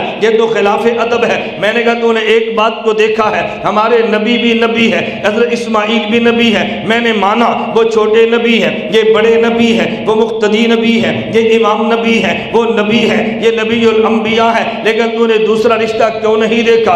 اسماعیل کو دیکھو تو باپ ہے، میرے مصطفیٰ کو دیکھو تو بیٹا ہے، تو نے یہ تو دیکھا چھوٹے نبی کی ایڑی سے پاؤں نکلا ہے؟ میں کہتا ہوں نہیں، اس وقت ایڑی سے پاؤں نکلا جب اعلان نبوت نہیں تھا، اسماعیل صرف اسماعیل تھے، ابھی علیہ السلام تو نہیں بنے۔ میں نے کہا اسماعیل کو دیکھو نبی تو وہ چھوٹے درجے کے ہیں، اگر یہ دیکھو کہ باپ ہے تو باپ کی حیثیت اور ہوتی ہے، باپ کی ایڑی سے پانی نکلا ہے، بیٹے قلب اطہر کو دھو دیا گیا، یہ کیسے خلاف ادب ہے؟ بھئی دونوں کا مقام الگ ہے۔ اگر علم کو دیکھو تو مسجد میں آؤ تو باپ ان پڑھ ہے اور بیٹا قاری ہے، باپ ان پڑھ ہے اور بیٹا حافظ ہے تو باپ پیچھے کھڑا ہوگا، بیٹا مصلی پہ کھڑا ہوگا، کوئی نہیں کہتا توہین ہے۔ بھئی جب علم کو دیکھو گے تو بیٹا مصلی پہ ہے اور باپ پچھلی صف پہ ہے، لیکن جب نماز پڑھ کے باہر نکلیں گے اب جوتا باپ نے نہیں اٹھانا، اب بیٹے نے اٹھانا ہے، خواہ یہ مولوی صاحب ہو، خواہ یہ قبلہ ہو، خواہ یہ پیر صاحب ہو، خواہ یہ تیرا کعبہ ہو، لیکن اب یہ جوتا ابو نہیں اٹھائے گا، اب بیٹے نے اٹھانا ہے۔ کوئی کہے گا اوہ کیا کرتے ہو، اے تے انپاڑے بابا، اے تے قاری صاحب نے، اے تے پیر صاحب نے۔ میں نے کہنا پیر تیرے ہیں، اس کا تو بیٹا ہے، نہیں سمجھا؟ پیر تے تیرے ہیں نا بھائی، ان کا تو بیٹا ہے۔ آپ ہمیں حضرت صاحب کو ہو، ماں نے حضرت صاحب نہیں کہنا، انہوں نے کہنا الیاس میری گل سن، ہم نے کہنا جی، کہ پوچھے الیاس، انہوں نے کہنا میرا پتر ہے، استاد تے تیرا ہے نا، میرا تو نہیں نا۔ ماں ماں ہوتی ہے، باپ باپ ہوتا ہے۔ میں بتا رہا تھا تم نے یہ تو دیکھا اسماعیل چھوٹے نبی ہے، لیکن یہ نہیں دیکھا کہ باپ نبی ہے، نہیں سمجھا؟ یہ نہیں دیکھا کہ باپ نبی ہے۔ اب بتا کیا الجھن ہے؟ میں اس لیے کہہ رہا تھا حضرت امام دونوں جہتوں کو دیکھتے ہیں۔ عنوان میں کیا سمجھا رہا تھا؟ تم یہ تو دیکھو میرے نبی کا مبارک خمیر کیا ہے۔ میں نے ان سے وعدہ کیا تھا میں 12:15 1:15 تک چلیں گے، میں اپنے مضمون کو سمیٹتا ہوں، بات توجہ سے سمجھنا۔ میں کیا سمجھا رہا تھا؟ میرے نبی کا مبارک خمیر کہاں سے بنا ہے؟ جنت سے۔ تیرا اور میرا خمیر زمین جنت دنیا والی، یہ مٹی دنیا زمین والی ہے۔ اگر ہمارا لعاب اور تھوک ہو، اس سے بیماریاں، میرے پیغمبر کا لعاب ہو تو اس سے شفا پھیلتی ہے۔ میں ایک بات اور کہتا ہوں، بات توجہ سے سمجھنا۔ میرے پیغمبر کو خدا نے جنت کے وجود سے بنایا۔ جب میں اور تو جنت میں جائیں گے ہمیں نیند نہیں آئے گی، اللہ نیند ختم کر دیں گے۔ پیغمبر کا وجود جنت والا ہے۔ جب حضور دنیا میں آئے ہیں تو پھر نیند نہیں آنی چاہیے تھی، لیکن دنیا میں نیند آئی ہے جنت کے ماحول کی وجہ سے۔ لیکن تیری نیند الگ ہے، نبی کی نیند الگ ہے۔ اس کی وجہ کیا ہے؟ اگر میں اور تو سو جائے، آنکھ بھی سوتی ہے، دل بھی سوتا ہے، سو جائے تو وضو ٹوٹ جاتا ہے۔ میرے نبی کو دیکھ لے، جب وہ سو جاتے ہیں ان کی آنکھ سوتی ہے، دل جاگتا ہے۔ بخاری میں روایت موجود ہے، رسول اللہ صلی اللہ علیہ وسلم سوئے ہیں، اٹھ کے وطر پڑے ہیں، وضو نہیں کیا۔ امی عائشہ نے کہا یا رسول اللہ آپ نے کیسے وطر پڑھے؟ آپ نے وطر پڑھے اور وضو نہیں کیا۔ اللہ کے نبی فرمانے لگے یا عائشہ عینیت نامان بلا ینام قلبی، عائشہ مجھ محمد کو نبی کہتے ہیں، جب نبی سو جائے نبی کی آنکھ سوتی ہے، نبی کا دل جاگتا ہے۔ پتہ یہ چلا نبی کا امتی کا پسینہ جدا جدا ہے، امتی کا لعاب جدا جدا ہے، نبی اور امتی کا یہ نیند بھی جدا جدا ہے۔ پھر یہ بات بھی مان لے موت امتی پر بھی آتی ہے، موت نبی پر بھی آتی ہے، لیکن امتی کا وجود زمین والا ہے، نبی کا وجود جنت والا ہے۔ امتی پر جب موت آئے تو جسم پر بھی آتی ہے، دل پر بھی آتی ہے۔ جب نبی پر موت آ جائے تو ظاہر پہ آتی ہے، نبی کے قلب اطہر میں حیات رہتی ہے۔ یہی وجہ اللہ قرآن میں فرماتے ہیں انک میت و انہم میتون، بات توجہ سے سمجھنا، انک میت و انہم، نبی کے لیے فرمایا انک میت، امت کے لیے انہم، تو نبی کے لیے میتون کا صیغہ، امت کے لیے میتون کا صیغہ۔ جب دونوں کی موت میں فرق نہیں تھا تو نبی کو الگ میتون کیوں فرمایا ہے؟ اللہ فرماتے انکا وہم میتون، کیا فرماتے انکا، لیکن یوں نہیں فرمایا انکا میتون، نبی کے لیے الگ لائے ہیں، امت کے لیے کیوں؟ میں پہلے مثال دے تو پھر تمہیں بات سمجھ آئے گی۔ میں نے مولویت کی علمی بحثیں چھیڑ دی نا، آپ کی فہم سے اوپر نکل جانی ہے۔ میں مثال دیتا ہوں، آج کے جلسے کے بعد کھانے کا بندوبست سامعین کے لیے ہے یا نہیں ہے؟ تو موج لگ گئی، پھر تو میں مثال دیا سمجھ بھی ہونی، بات سمجھنا۔ کھانا ہے، میں مثال دینے لگا ہوں، بیان ہوا، بیان کے بعد مولانا صاحب اعلان کرتے ہیں بھائی ساتھی کھانا کھا کر جائیں، میں بھی بیٹھ گیا، اعلان جو ہے کھانا کھا کر جائیں، کہتے ہیں نہیں مولانا صاحب آپ کا کھانا ادھر ہے۔ کیوں کہا؟ بتاؤ نا کیوں کہا؟ اس کا مطلب کوئی ڈش ایسی ہے جو یہاں نہیں ہے، نہیں ایسے ہی ہے نا، میری بات کو سمجھیں۔ اعلان ہوا جی کھانا کھا کر جائیں، میں بھی بیٹھ گیا، کہتے ہیں نہیں مولانا صاحب آپ کا کھانا ادھر ہے، ان کا کھانا ادھر ہے۔ اگر دونوں کھانوں میں فرق نہیں تھا، ادھر کا مطلب کیا ہے؟ اس کا معنی ان کا کھانا الگ ہے، ہمارا کھانا الگ ہے، تبھی کہ ان کا کھانا ادھر، ان کا کھانا ادھر۔ اللہ فرماتا ہے انک میتون و انہم میتون، اگر دونوں کی موت ایک جیسی ہے، خدا میتون کا صیغہ الگ کیوں لائے ہیں؟ ان امت کے لیے صیغہ الگ لانا، نبی کے لیے الگ لانا، اس بات کی دلیل ہے تیری اور میری موت اور ہے، نبی کی موت اور ہے۔ تیری اور میری موت اور ہے، نبی کی موت آپ کو نہیں پتا۔ میں مولویوں کو دیکھتا ہوں، میرے کسی مسئلے پر مولوی کو تعجب نہیں ہوا، جب یہ مسئلہ بیان کیا ایک خسکتے ہیں، دیکھ کیا مسئلہ شروع ہو گیا۔ یہ خس کرنا ہی اس بات کی دلیل ہے کہ اس مسئلے کی ضرورت ہے۔ نہیں سمجھ آئی؟ یہ خسر پسر کرنا اس بات کی دلیل ہے کہ اس مسئلے کی ضرورت ہے۔ آپ کو ہو ہے تب بھی ہے، آپ کیا تو نہیں ہے تب بھی ہے۔ میں نے آپ سے منظوری لے کر بیان نہیں کرنا، آپ منظوری دیں گے تو مسئلہ بیان کروں گا، نہیں دیں گے تو نہیں بیان کروں گا۔ علماء حق کے ذمہ ہے کہ جو فتنہ پھیلے اس فتنے کا تعاقب کریں اور قیامت کے دن خدا کی عدالت میں سرخرو ہو کر جائیں۔ عنوان ہمارا کیا تھا؟ مقام مصطفیٰ۔ عنوان کیا تھا؟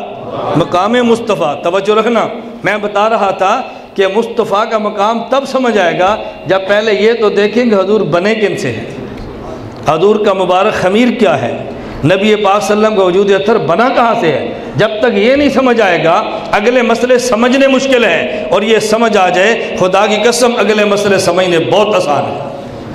یہ تبھی لوگ کہتے ہیں کوئی فرق نہیں ہے، کوئی فرق نہیں ہے، کیوں؟ پتہ جو نہیں ہے کوئی فرق نہیں ہے۔ دو اے سی بنتے ہیں ان میں فرق ہوتا ہے، یہ فلاں کمپنی کا ہے فلاں کمپنی کا ہے۔ دو گاڑیاں بنے تو فرق مانتے ہیں، یہ فلاں کمپنی کی ہے فلاں کمپنی کی ہے۔ دو ٹائلیں آ جائے تو فرق مانتے ہیں، یہ فلاں کمپنی ہے فلاں کمپنی ہے۔ دو خوشبوئیں آئے تو فرق مانتے ہیں، یہ فلاں کمپنی ہے فلاں کمپنی۔ ہوتا تو لٹھا ہی ہے نا، ہوتا تو لٹھا ہی ہے نا، لیکن کہتے ہیں نہیں ہوتا تو کھدر ہی ہے نا، یہ فلاں شہر کا ہے فلاں شہر کا ہے۔ مجھے سمجھ نہیں آتی، دو کمپنی کھدر بنائے تو فرق مانتا ہے، دو کمپنی لٹھا بنائے تو فرق مانتا ہے، دو کمپنیاں پتھر بنائے تو فرق مانتا ہے، اللہ نبی اور امتی کو بنائے کہتا ہے کوئی فرق نہیں ہے۔ نانا یہ غلطی کبھی نہ کرنا، یہ گستاخی کبھی نہ کرنا۔ میں بتا رہا تھا کہ جو زمین والی مٹی اور جنت والی میں فرق ہے وہ امتی اور انبیاء میں فرق ہے، جو جنت اور جنت الفردوس میں فرق ہے وہ انبیاء اور نبی الانبیاء میں فرق ہے۔ فرق کیوں نہیں ہے؟ رسول اللہ صلی اللہ علیہ وسلم فرمایا جنت تم نے خدا سے مانگنی ہے نا، تو جنت کون سی مانگنا؟ اذا سألتم اللہ فاسألوا اللہ الفردوس، اللہ سے مانگو تو جنت الفردوس مانگو، مانگنی ہے تو کون سی مانگو؟ جنت الفردوس۔ سب سے اعلیٰ جو ہے ہمارے نبی کو خدا نے سب سے کائنات کی اعلیٰ جگہ سے پیدا فرمایا، اس لیے ہمارا موقف یہ ہے کہ اللہ کے پیغمبر کی ذات سے بڑھ کر دنیا میں کوئی ذات نہیں ہے۔ اللہ کی قسم پیغمبر کا وجود اعلیٰ، پیغمبر کا لباس اعلیٰ، پیغمبر کی بات اعلیٰ، پیغمبر کی ذات اعلیٰ، جو چیز پیغمبر کے ساتھ ملے وہ اتنی اعلیٰ اتنی اعلیٰ اتنی اعلیٰ ہوتی ہے کہ دیوبندیوں کا موقف یہ ہے کہ قبر مبارک کی مٹی کے ذرے جو پیغمبر کے وجود سے ملے ہیں وہ کعبہ سے بھی اعلیٰ ہیں، عرش سے بھی اعلیٰ ہیں، کعبہ سے بھی اعلیٰ ہیں، عرش سے بھی اعلیٰ ہیں۔ یہ کن کا موقف ہے؟ بولو بھائی کن کا موقف ہے؟ دیوبندیوں کا موقف ہے۔ اگر یہ موقف گستاخی ہے تو ہمیں مبارک ہے۔ اس قبر مبارک کی مٹی کے ذرے جو نبی کے وجود سے ملے ہیں وہ کعبہ سے بھی۔ حضرت شیخ الحدیث مولانا زکریا رحمۃ اللہ علیہ نے کتاب لکھی ہے فضائل اعمال۔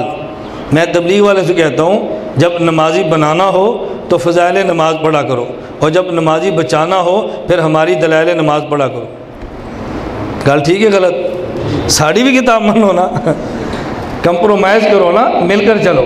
اگر نمازی بنانا ہو تو پھر فضائل نماز، اور نمازی بچانا ہو تو پھر فضائل نماز سے نمازی بن جاتا ہے، بچتا نہیں ہے، بچتا دلائل نماز سے ہے۔ آپ فضائل سے لے آئیں گے، بچائیں گے کیسے؟ ہمارے ذمہ دو کام ہیں، امت کو ایمان اور اعمال پہ لانا، نمبر دو امت کا ایمان اور اعمال بچانا۔ ایمان اعمال کی امت آتی ہے فضائل سے، ایمان اعمال بچتا ہے دلائل سے۔ تبلیغ کی محنت ہے فضائل والی، اتحاد اہل سنت کی محنت ہے دلائل والی۔ فضائل والی محنت کرو گے تو لوگ آئیں گے، دلائل والی محنت کرو گے تو لوگوں کو بچاؤ گے۔ لانا بھی ہے یا بچانا بھی ہے۔ حضرت شیخ الحدیث مولانا زکریا رحمۃ اللہ علیہ نے فضائل اعمال میں یہ عقیدہ لکھا ہے، توجہ رکھنا، یہ نظریہ لکھا ہے کہ قبر مبارک کی مٹی کے ذرے جو پیغمبر کے وجود سے لگے وہ کعبہ سے بھی اعلیٰ۔ ایک مولوی صاحب نے اس پر اعتراض کیا، اور اعتراض کیا کرنے لگے؟ کہتے ہیں پھر میں تبلیغ والوں سے کہتا ہوں جب تمہارے ہاں کعبہ اعلیٰ ہے، کعبہ اعلیٰ ہے، تو جب نماز پڑھو تمہارے ہاں کعبے کی بجائے وہ جگہ اعلیٰ ہے جس پر نبی کا وجود لگا ہوا ہے، مدینے کی جگہ، تو جب تم نماز پڑھو تو منہ کعبہ کی طرف نہ کرو نا، منہ مدینے کی طرف کرو، تاکہ ہم سمجھیں تمہیں اپنے شیخ کی بات پر اعتماد ہے۔ سوال سمجھ آیا؟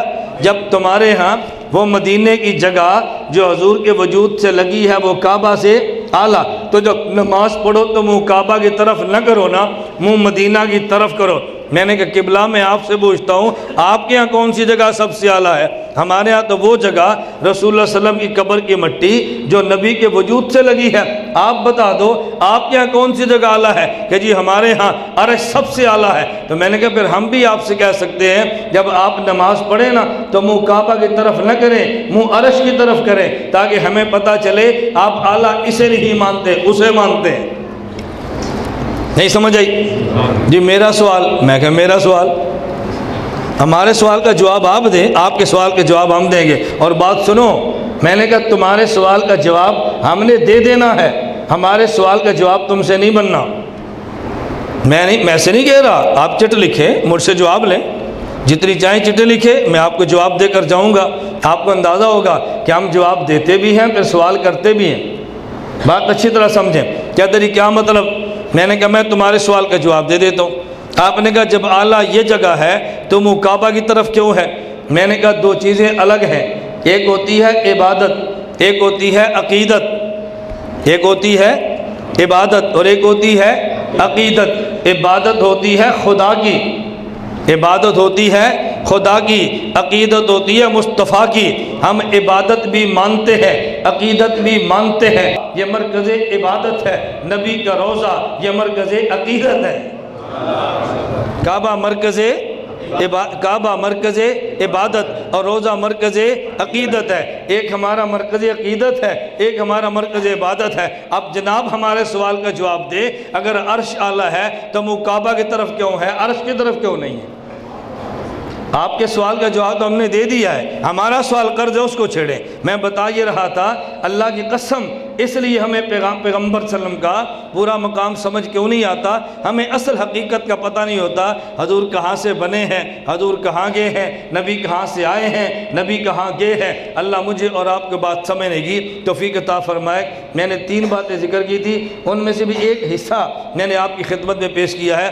آپ تو کہیں گے بیان چلتا جائے، میرا آخری بیان نہیں ہے صبح کا، میں نے بھی آگے چلنا ہے اور میں نے شام تک بیانات کرنے ہیں۔ میرا وجود سٹیل کا تو نہیں ہے نا، مٹی کا ہے۔ بعض لوگ آتے ہیں لیٹ اور کہتے ہیں بیان لیٹ ختم ہو، میں نے کبھی نہ، پورا بیان سنیں، بیان سمجھ آتا ہے، جب لیٹ آئے تو بیان سمجھ نہیں آتا۔ میرا عنوان یہ تھا مقام مصطفیٰ۔ میں نے کہا تھا 3 باتیں سمجھے۔ نمبر 1 رسول اللہ صلی اللہ علیہ وسلم کہاں سے بنے ہیں، نمبر 2 پیغمبر کی صورت کا معیار کیا ہے، نمبر 3 پیغمبر کے آنے کے فوائد کیا ہیں۔ جب 3 باتیں پوری ہونا تو پھر مقام مصطفیٰ پورا سمجھ تو نہیں آتا، لیکن بندے کچھ احساس شروع ہو جاتا ہے کہ رسول اللہ صلی اللہ علیہ وسلم کا مقام کیا ہے۔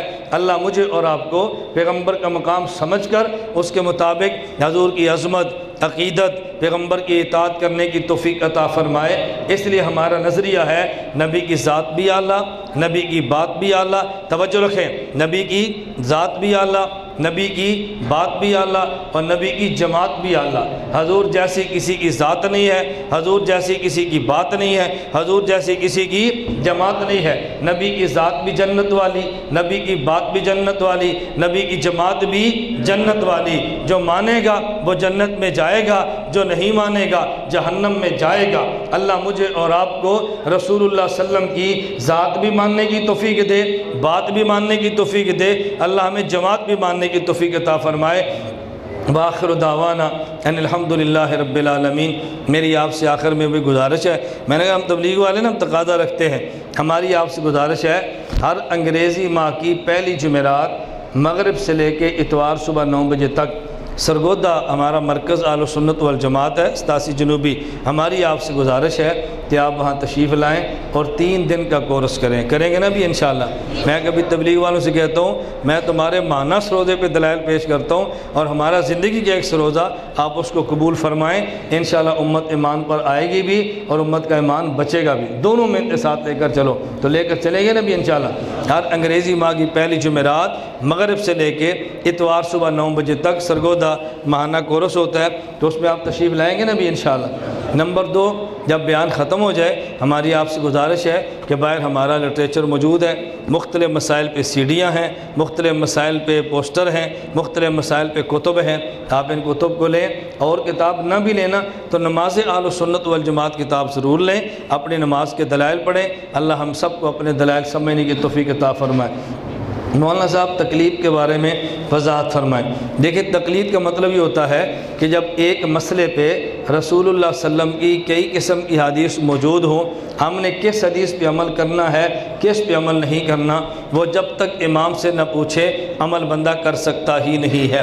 تقلید کا مطلب یہ نہیں ہوتا کہ نبی کے مقابلے میں امام کی بات مانے، تقلید کا مطلب یہ ہوتا ہے کہ نبی کی بات مانے اور امام سے پوچھ کے مانے، نبی کی بات مانے اور امام سے پوچھ کے مانے۔ مجھے آپ بتائیں آپ مسجد میں آتے ہیں اور کہتے ہیں جی مولانا صاحب میرا دل کرتا ہے قرآن دا ترجمہ پڑھا، میرے ترجمہ دے پڑھاؤ۔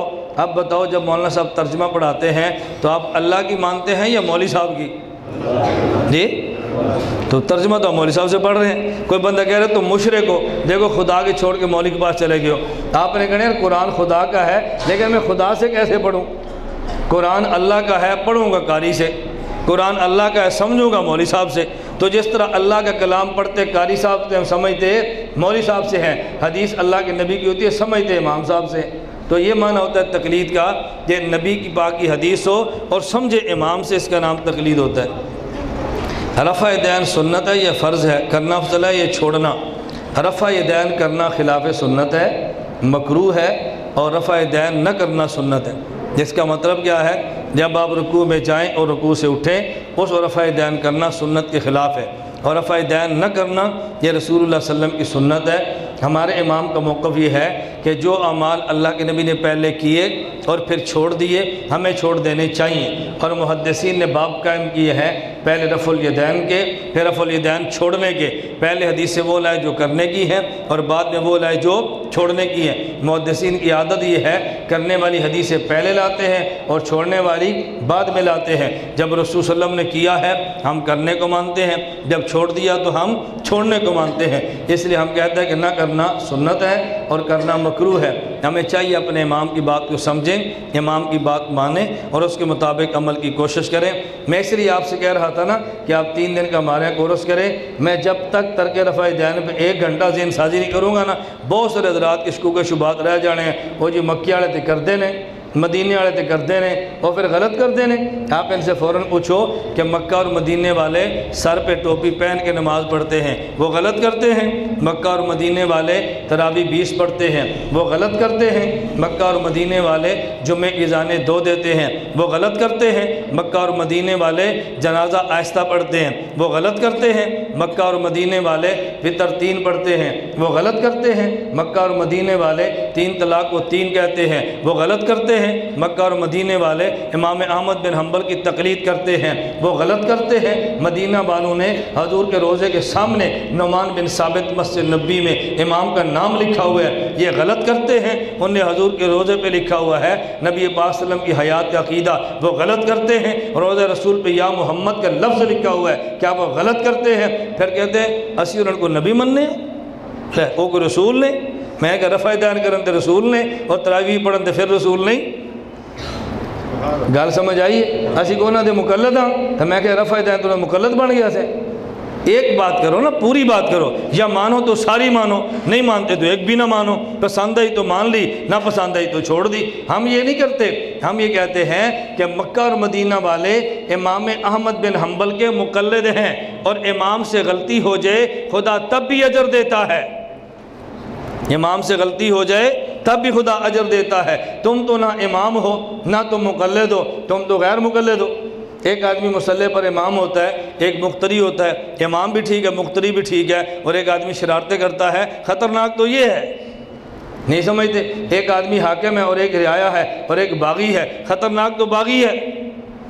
وہ گل سمجھ آ گئی ہے یا نہیں سمجھ آئی؟ میں مظفر گڑھ گیا تو مجھے ایک ساتھی نے چٹ دی، اور مجھے چٹ میں وہ کہنے لگا کہ جی آپ تقلید کا مسئلہ کو آسان مثال کے ساتھ سمجھائیں۔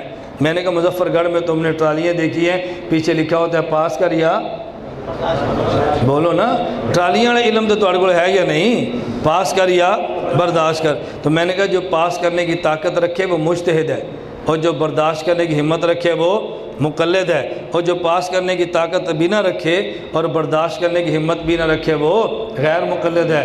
ہماری پگڑی اتروا نہیں سکتا، خود پگڑی باندھ نہیں سکتا، نہیں سمجھ آ گئی؟ ہمارا چلا رکوا نہیں سکتا، خود لگوا نہیں سکتا، ہماری فضائل اعمال بند کرا نہیں سکتا، خود تعلیم کرا نہیں سکتا، ہمارا 2 ہاتھ کا مسافہ چھڑا نہیں سکتا اور خود 1 ہاتھ کا مسافہ کر نہیں سکتا، اندر ہی اندر چلتا رہے۔ یہ کون ہوتا ہے؟ نہ پاس کر سکے نہ برداشت کر سکے، ہی کر کے پیچھے ٹریکٹر پہ جانا رہے، اسے کیا کہتے ہیں؟ غیر مقلد۔ تو ایک ہوتا ہے مجتہد اور ایک ہوتا ہے مقلد، اور جو اندر اندر چلتا رہے وہ کون ہوتا ہے؟ غیر مقلد۔ ہوں سمجھ آ گئی؟ امام حنیفہ رحمہ اللہ کی تقلید ہی کیوں، باقی امام کی تقلید کے بارے میں بھی ترغیب دیں۔ میں آپ سے کہتا ہوں بھئی آپ کے علاقے میں ڈاکٹر کون سا ہے؟ کہتے ہیں ہومیوپیتھک۔ میں کہتا ہوں نہیں، آپ علاج ہومیوپیتھک سے نہ کرانا، آپ ایلوپیتھی کرانا۔ آپ کہتے ہیں ہمارے شہر میں ایلوپیتھک ڈاکٹر نہیں، میں کہتا ہوں مر جانا پر دوائی کدے کو نہ لینا۔ بھئی ایلوپیتھی علاج بھی ٹھیک ہے، ہومیوپیتھی علاج بھی ٹھیک ہے، یونانی طریقہ علاج ٹھیک ہے، لیکن علاج کس ڈاکٹر سے کراؤ گے جو آپ کو میسر ہوگا یا نہیں؟ بتاؤ بھئی میسر ہوگا تو تبھی کراؤ گے نا۔ ہم کہتے ہیں امام شافعی رحمہ اللہ کی تقلید کر لو، ہم منع نہیں کرتے، لیکن امام شافعی کی تقلید کرو گے تو امام شافعی فقہ کا مسئلہ کیسے پوچھو گے؟ وہ کیسے پوچھو گے؟ یا تو شیعہ والا گور استعمال کرو نا۔ شیعہ والا گور کیا ہے؟ شیعہ کہتے ہیں بھئی ہمارا سنیوں سے اختلاف ہے۔ اب شیعہ امام اللہ عز الفقیہ میں لکھتا ہے اگر کسی مسئلے پر شیعہ مجتہد ہو تو مسئلہ کیسے پوچھے؟ وہ کہتے ہیں سنیاں کو پوچھ لو، وہ دے خلاف کرو، وہی سڑا مذہب ہے۔ شیعہ تے کام ہی سوکھا مکایا ہے نا بھائی، کسی علاقے میں کوئی امام بارگاہ کوئی ذاکر مجتہد نہ ہو، شیعہ نے مسئلہ پوچھ رہا تو پھر اس کا طریقہ کیا ہے؟ سنی امام سے پوچھو، اس کا الٹ کر لو، بس شیعہ مذہب ہے، یا تو تسی بھی انج کرو۔ بات سمجھ آ رہی ہے؟ ہم امام شافعی رحمۃ اللہ علیہ کو سر کا تاج سمجھتے ہیں، لیکن امام شافعی کا مفتی ہو تو صحیح نا۔ جب امام شافعی کا مفتی یہاں پر نہیں ہے، آپ پھر کس کی تقلید کرو گے؟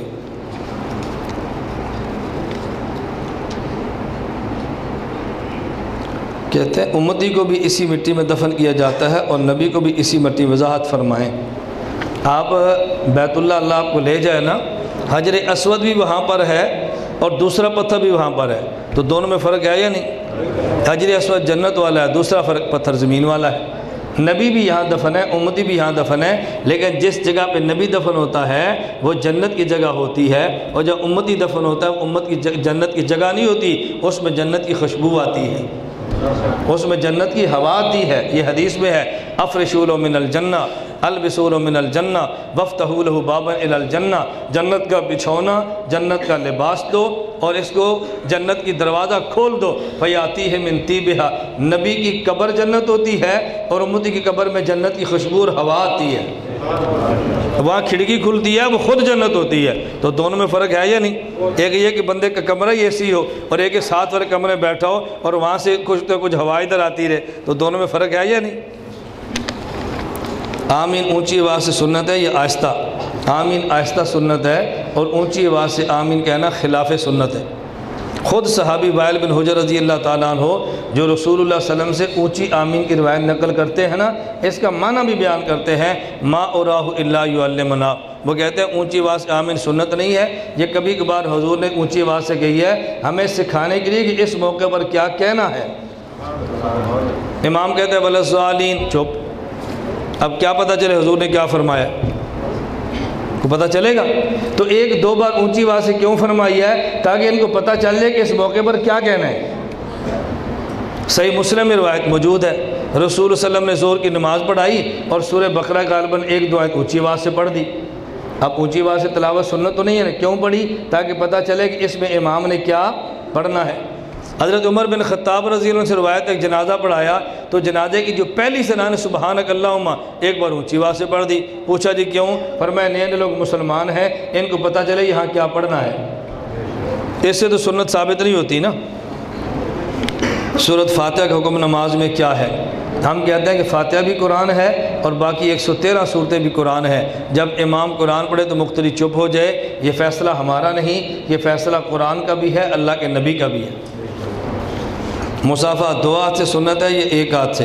امام بخاری تو فرماتے ہیں دو ہاتھ سے ہے، اور بخاری کا نام لے کر جھوٹ بولنے والے کہتے ہیں ایک ہاتھ سے ہے۔ امام بخاری تو باب قائم کیا، باب الاخذ بالیدین، دونوں ہاتھوں سے مصافحہ کرنا۔ صاف حماد بن زید ابن المبارک بیدیہ ہے، حضرت حماد نے ابن مبارک سے دونوں ہاتھوں سے مصافحہ کیا تھا۔ امام بخاری تو دونوں ہاتھوں کی بات کرتے ہیں۔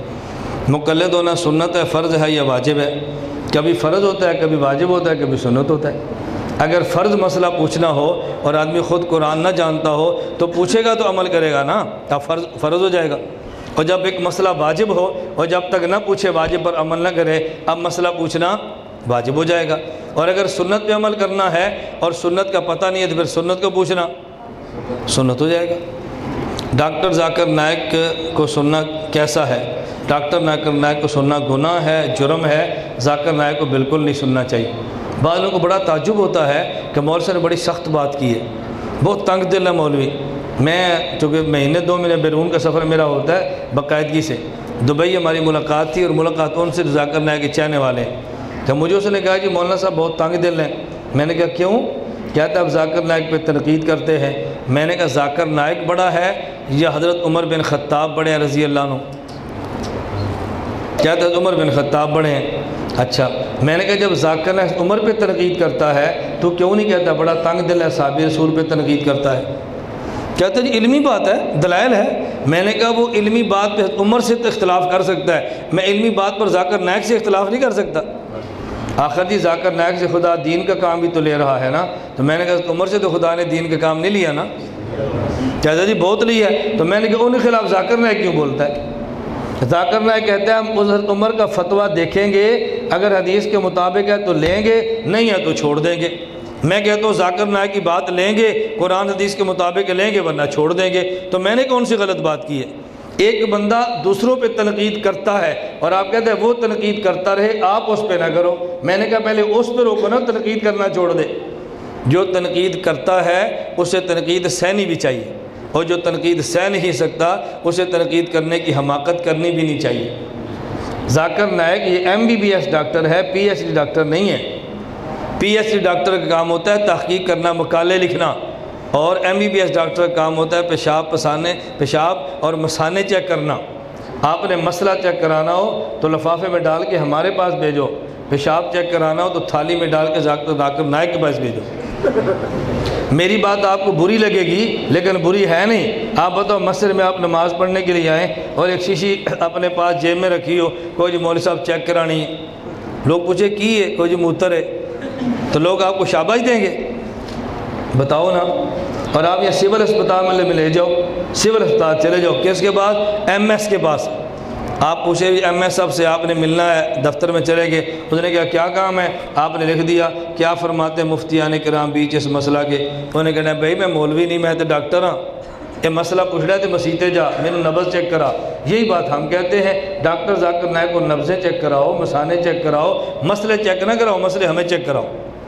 بتاؤ یہ بات غلط ہے؟ ٹھیک ہے، تو کیا میں ڈاکٹر ذاکر نائک کو مان نہیں رہا؟ میں تو مان رہا ہوں۔ میں کہ جو کام اس کا ہے وہ کام اس سے لیں، جو کام اس کا نہیں ہے وہ کام اس سے نہ لیں۔ وہ بیچارہ خود بھی خراب ہوگا، وہ تمہیں بھی برباد کرے گا۔ ذاکر نائک کے بعد جو علم نہیں ہے نا، باتیں جہالت کی کرتا ہے، اس لیے ہمیں بہت افسوس ہوتا ہے۔ میں دبئی ایک جگہ پر تھا تو میرا ایک میزبان کہتا ہے کہ ڈاکٹر ذاکر نائک بہت بڑا عالم ہے۔ میں نے کہا بہت بڑا چھوڑ دے، تو یہ بتا عالم بھی ہے کہ نہیں؟ مجھے کہتا ہے جی عالم نہیں ہے، مجھے کہتا ہے عالم نہیں ہے۔ میں نے کہا کوئی بندہ کہتا ہے میں انجینئر ہوں تو تم مان لو گے؟ کہتا ہے جی مانیں گے لیکن دلیل سے مانیں گے۔ میں نے کہا کیا دلیل ہے؟ کہتے ہیں ہم اس سے پوچھیں گے تم نے کہاں انجینئرنگ پڑھی ہے؟ میں نے کہا کوئی بندہ کہتا ہے میں ڈاکٹر ہوں تو مان لو گے؟ کہتے ہیں ہم پوچھیں گے تم کس میڈیکل کالج میں پڑھے ہو؟ تو میں نے کہا اس مولوی صاحب سے پوچھ لو نا تم کس مدرسے میں پڑھے ہو؟ کہا جی نالج ہے۔ میں نے کہا نالج سے ڈاکٹر نہیں بنتا، تو نالج سے مولوی بن جاتا ہے؟ میری بات آپ کو سمجھ آ رہی ہے؟ اچھا جب اس کو بات کچھ سمجھ آئی نا، میں نے کہا چلو ڈاکٹر ذاکر نائک کا مسئلہ میں بتاتے تو عمل تو کر لے، میں دیکھ لیتا تو مانتا کہ نہیں۔ کہتا جی بتائیں۔ میں نے کہا تو دبئی رہتا ہے اور دبئی تو پورٹ ہے نا، ساتھ دیکھو سمندر ہے بہت بڑا، یا مچھلیاں بھی ملتے ہیں، جھینگے بھی ملتے ہیں، اور اس کے ساتھ مینڈک اور کچھوے بھی مل جاتے ہیں؟ کہتا جی مل جاتے ہیں۔ میں نے کہا ذاکر نائک سے کسی نے پوچھا کچھوے کا کیا حکم ہے؟ اس نے کہا گوشت فریش ہونا چاہیے، خواہ مچھلی کا ہو، خواہ مینڈک کا ہو، خواہ کچھوے کا ہو۔ تو میں نے کہا 2-4 کباب بنا کے کھا لے مینڈک کے۔ کراہت آتی ہے۔ میں نے کہا ڈاکٹر صاحب کہتے ہیں جائز ہے، تجھے کراہت آتی ہے، کر عمل۔ یہ کہا ہے؟ میں نے کہا تو دوبارہ فون کر کے پوچھ لے۔ اب بات سمجھ آ رہی ہے؟ میں نے کہا یار تمہارے اندر عقل نہیں ہے۔ میں نے کہا ذاکر نائک کا مسئلہ میں بتاتا ہوں، عمل تو کر لے۔ کہتا جی وہ کیسے؟ میں نے کہا ڈاکٹر ذاکر نائک کی کتاب ہے اسلام میں خواتین کے حقوق نسواں، آپ پڑھیں، خطبات چھپیں۔ کسی عورت نے مسئلہ پوچھا، مرد جنت میں جائے گا اس کو حور ملے گی، عورت جنت میں جائے گی تو کیا ملے گا؟ اب ڈاکٹر صاحب کا فتویٰ دیکھیں کیسے عورتوں کے دل کو لگتا ہے۔ ڈاکٹر صاحب فرمانے لگے مرد جنت میں جائے تو اس کو جنت کی ملے، لڑکی ملے جس کو حور کہتے ہیں۔ جب عورتیں جنت میں جائیں گی ان کو جنت کے بنے مرد ملیں گے جنہیں حور کہتے ہیں۔ میں نے کہا بابا ناراض نہ ہونا، اب تو بتا مرد تو برداشت کر سکتا ہے کہ جنت میں اس کو حوریں مل جائیں، تو یہ برداشت کر سکتا ہے کہ کسی کی بیوی کو جنت کا حور مل جائے؟ نہیں، میں ہنسا نہیں رہا۔ میں نے شروع میں آپ سے کہا تھا لطیف ہنسانا میری بات مزاج ہی نہیں ہے۔ میں نے کہا برداشت کر سکتا ہے؟ کہتا ہے نہیں۔ میں نے کہا ڈاکٹر صاحب کا فتویٰ ہے۔ اب اس کے تھوڑے سے کان کھلے۔ میں نے کہا تجھے پتہ ہی نہیں ہے؟ کہا جی تقابل ادیان پہ بات کرتے ہیں۔ میں نے کہا اس پہ جو گند مارتا ہے تجھے اس کا نہیں پتہ؟ مجھے کہتے جی وہ کیسے؟ میں نے کہا ڈاکٹر ذاکر نائک کہتا ہے رسول اللہ صلی اللہ علیہ وسلم کی صداقت پہ دلائل دیا، نبی پاک کی صداقت پہ ساری آسمانی کتابیں گواہ ہیں، قرآن بھی، تورات بھی، انجیل بھی، زبور بھی، وید بھی۔ چلو گان سمجھ آیا؟ نہیں سمجھے؟ حضرت صلی اللہ علیہ وسلم کی صداقت پہ ساری آسمانی کتابیں گواہ ہیں، کون سی؟ قرآن بھی، تورات بھی، انجیل بھی، زبور بھی، وید بھی، گرنتھ بھی۔ بتاؤ گرنتھ اور وید آسمانی کتابیں ہیں؟ لو تم تو خوش ہو کہ ہمارے حضور کی صداقت گرنتھ میں ہے، تو وہ بھی سکھ بھی خوش ہو گئے نا، ہماری کتاب بھی آسمانی ہے۔ مسلمان بھی خوش، سکھ بھی خوش، اس لیے تو ہندوستان میں رہتا ہے، لوگ اس کو پھر پوچھ لیتے ہیں۔ میں نے کہا اس تو تقابل دیان کو مان لے گا؟ کہتے ہیں جی نہیں۔ تو میں نے کہا پتر تو ادھی گل سمجھی دوسری سمجھی نہیں۔ ہم مولوی ہیں اور ہم پہرے دار ہیں۔ پہرے دار یہ نہیں دیکھتا کہ چوری کرنے والا کون ہے، اگر وہ قادیانی داڑھی رکھ کے آئے تب بھی چور ہے، پگڑی باندھ کے آئے تب بھی چور ہے، 3 پیس لے کے آئے تب بھی چور ہے۔ میں نے کہا ہم تو مولوی پہرے دار لوگ ہیں، ہم نے دیکھنا ہے کہ چور کون ہے، یہ نہیں دیکھنا کہ چور کیسا ہے۔ ہم نہیں متاثر ہوتے بھئی لوگ کیا کہیں گے، لوگ کیا کہیں گے۔ آج ہم نے سیدھا مسئلہ نہ بتایا، خدا کی قسم تم نے قیامت کو ہمارا گریبان پکڑنا ہے۔ اللہ یہ مولوی نہیں بتاتے رضا کرنا ہے کون سا ہے، ہمارا کیا قصور تھا؟ اب تم ہمارا گریبان ہی پکڑو گے، ہم کہیں گے اللہ نے کو پوچھ میں نے کھڑی شریف 10 کے آیا کہ نہیں، یہ پھر کیوں سنتے سن انہوں نے؟ اب ہم پوچھیں گے، آپ نہیں پوچھو گے۔ ہاں اگر آپ گفتگو کرنا چاہیں چٹ لکھیں، ہم سے سوال کریں، ہم جواب دیتے ہیں آپ کو، اپنا اطمینان پورا کریں۔ میں صرف گزارش کرتا ہوں، آپ نے ذاکر نائک کے بیان سنے ہیں، میرے بیان تو آپ نے نہیں سنے نا؟ بولتے نہیں بھائی، میرے بیان تو نہیں سنے نا؟ یہ ہماری سیڑھیاں پڑھی، ہمارے بیان سنو، پھر دیکھنا علم کہتے کسے ہے، سننا تو صحیح نا ذرا۔ اب آپ کا قصور نہیں ہے چونکہ آپ نے علماء کو تو سیڑھیوں پر دیکھا ہی نہیں ہے نا، علماء کو میڈیے پر دیکھا ہی نہیں ہے، اس لیے آپ کہتے ہیں بہت بڑا عالم ہے، کیوں میڈیے پر آتا ہے۔ باقی امتی بھی آپ کی طرح زندہ ہے یا نہیں؟ امتی آپ کی طرح زندہ نہیں ہے۔ دیکھیں آپ کے جسم میں یہ بال زندہ ہے یا مردہ؟ جی بتاؤ نا، مردہ ہے یا زندہ؟ بھئی مردہ ہے یا بال زندہ ہیں؟ مردہ ہے تو بڑھتے کیوں ہیں؟ جی زندہ ہے تو اس کو کاٹو درد کیوں نہیں ہوتی؟ نہیں سمجھ آئی؟ مردہ کو تو پھر پھسنا ہے، زندہ کو پھر پھسنا ہے۔ اسی کالجہ بھی پڑھے ہیں، مدرسے پڑھے ہیں، ہم نے دونوں زندگیاں دیکھی ہیں، کالج کے ماحول کو بھی دیکھا ہے، مدارس کو بھی دیکھا ہے۔ اس ملک میں بھی رہ رہے ہیں، اور جس ملک کو دیکھنے کو تمہاری آنکھیں ترستی ہے نا، ہم نے ان ملکوں میں اسی گدڑیوں کے ساتھ پھرے ہیں۔ وہ یورپ کا ماحول جس پر لوگ ترستے ہیں، اللہ کی قسم اٹھا کر کہتا ہوں داڑھی مڈا کر یورپ نہ جاؤ، پگڑی باندھ کے داڑھی رکھ کے جاؤ، تمہیں گورا بھی دیکھے گا یار یہ کون ہے۔ آپ کو گورے نے کیا دیکھنا ہے، وہ تو سمجھتے ہیں ہمارے نوکر چاکر ہیں، ہمیں دیکھتے ہیں، ہمیں یہ کون ہے ملا، ہمارے ایئرپورٹ پر ہو کہ ہم سے متاثر نہیں ہوتا، یہاں بھی کھڑے ہو کے اذان دے رہا ہے، یہاں بھی کھڑے ہو کے حضور کے لباس میں کھڑا ہے، متاثر کیسے نہیں ہوتا؟ میں ایک مثال دینا تو ناراض نہ ہونا، مثال دیتا ہوں، ہم تو پنڈو لوگ ہیں نا، بتاؤ ہمارے ڈیرے پر جو نوکر رکھے ہم اسے کہتے ہیں مسلی، تسی کی آخ دیو جی؟ مسلی کہتے ہو؟ اچھا دسو عید والے دن اگر مسلی کاٹن پا کے ڈیرے پٹھے پان آوے تسی کی آکھو گے جی؟ تو نہیں پتہ کی آکھو گے، میں نے پتہ کی آخ دے۔ میں نے کہا نا میں جٹو کی زبان سمجھتا ہوں، تجھے پتہ کیا آنا ہے؟ اے اللہ میں کٹا کے پاش بڑے ہے۔ اور یہ جملہ تو میں نے بڑا نرم کہا ہے، میں نے کہا نا ہم جماندرو جٹ ہیں، مجھے سمجھتے، مجھے پتہ ہے جٹو کی زبان کون سی ہے۔ اب مجھے بتاؤ اگر عید والے دن مسلی لٹھا پا کے ڈیرے آ جائے تو اڑے دن وہ قدر ود جاندی ہے؟ بولو، کیٹی پا کے آ جائے جی، کاٹن پا کے آ جائے، بوسکی پا کے آ جائے، ود جاندی ہے؟ نا۔ اچھا تو جب آپ داڑھی مڑا کے پینٹ پا کے وہاں چلے جائیں، ان کیا قدر آپ کی بڑھ جائے گی؟ نہیں ہو سکتا۔ خدا کی قسم اپنے لباس میں جاؤ قدر پھر بڑھتی ہے۔ کہتے ہیں یار دیکھو ہم سے متاثر ہی نہیں ہوتے، یہ ہیں مرد لوگ۔ اللہ میں بات سمجھنے کی توفیق عطا فرمائے کہ اتنی جلدی آپ اغیار سے متاثر نہ ہوا کرو۔ جو آدمی موقع پر موجود نہ اس کی بات کرنا، جیسے ذاکر نائک کی بات آپ نے کی ہے، کیا یہ غیبت نہیں ہے؟ نہیں، یہ غیبت نہیں ہے۔ غیبت ہوتا ہے کسی انسان کے ذاتی کمزوریاں بیان کرنا، اور کسی کی علمی کمزوری بیان کے امت گمراہ ہوتی ہے، یہ غیبت نہیں، احقاق حق ہے۔ میں نے آپ سے کہا ذاکر نائک چوری کرتا ہے، میں نے کہا اس کا کردار ٹھیک نہیں ہے، میں وہ باتیں نہیں کرتا، میں اس کی علمی باتیں کرتا ہوں جس نے امت کو گمراہ کیا ہے۔ تو وہ علمی خامیاں بیان نہیں کریں گے تو امت بچے گی کیسے؟ ایک حدیث مبارک میں نبی صلی اللہ علیہ وسلم نے فرمایا کہ میں اپنے بھائیوں کو دیکھو جو میرے جانے کے بعد مجھ پر ایمان لائیں گے، کیا ہم نبی پاک صلی اللہ علیہ وسلم کو بھائی کہہ سکتے ہیں؟ نہیں۔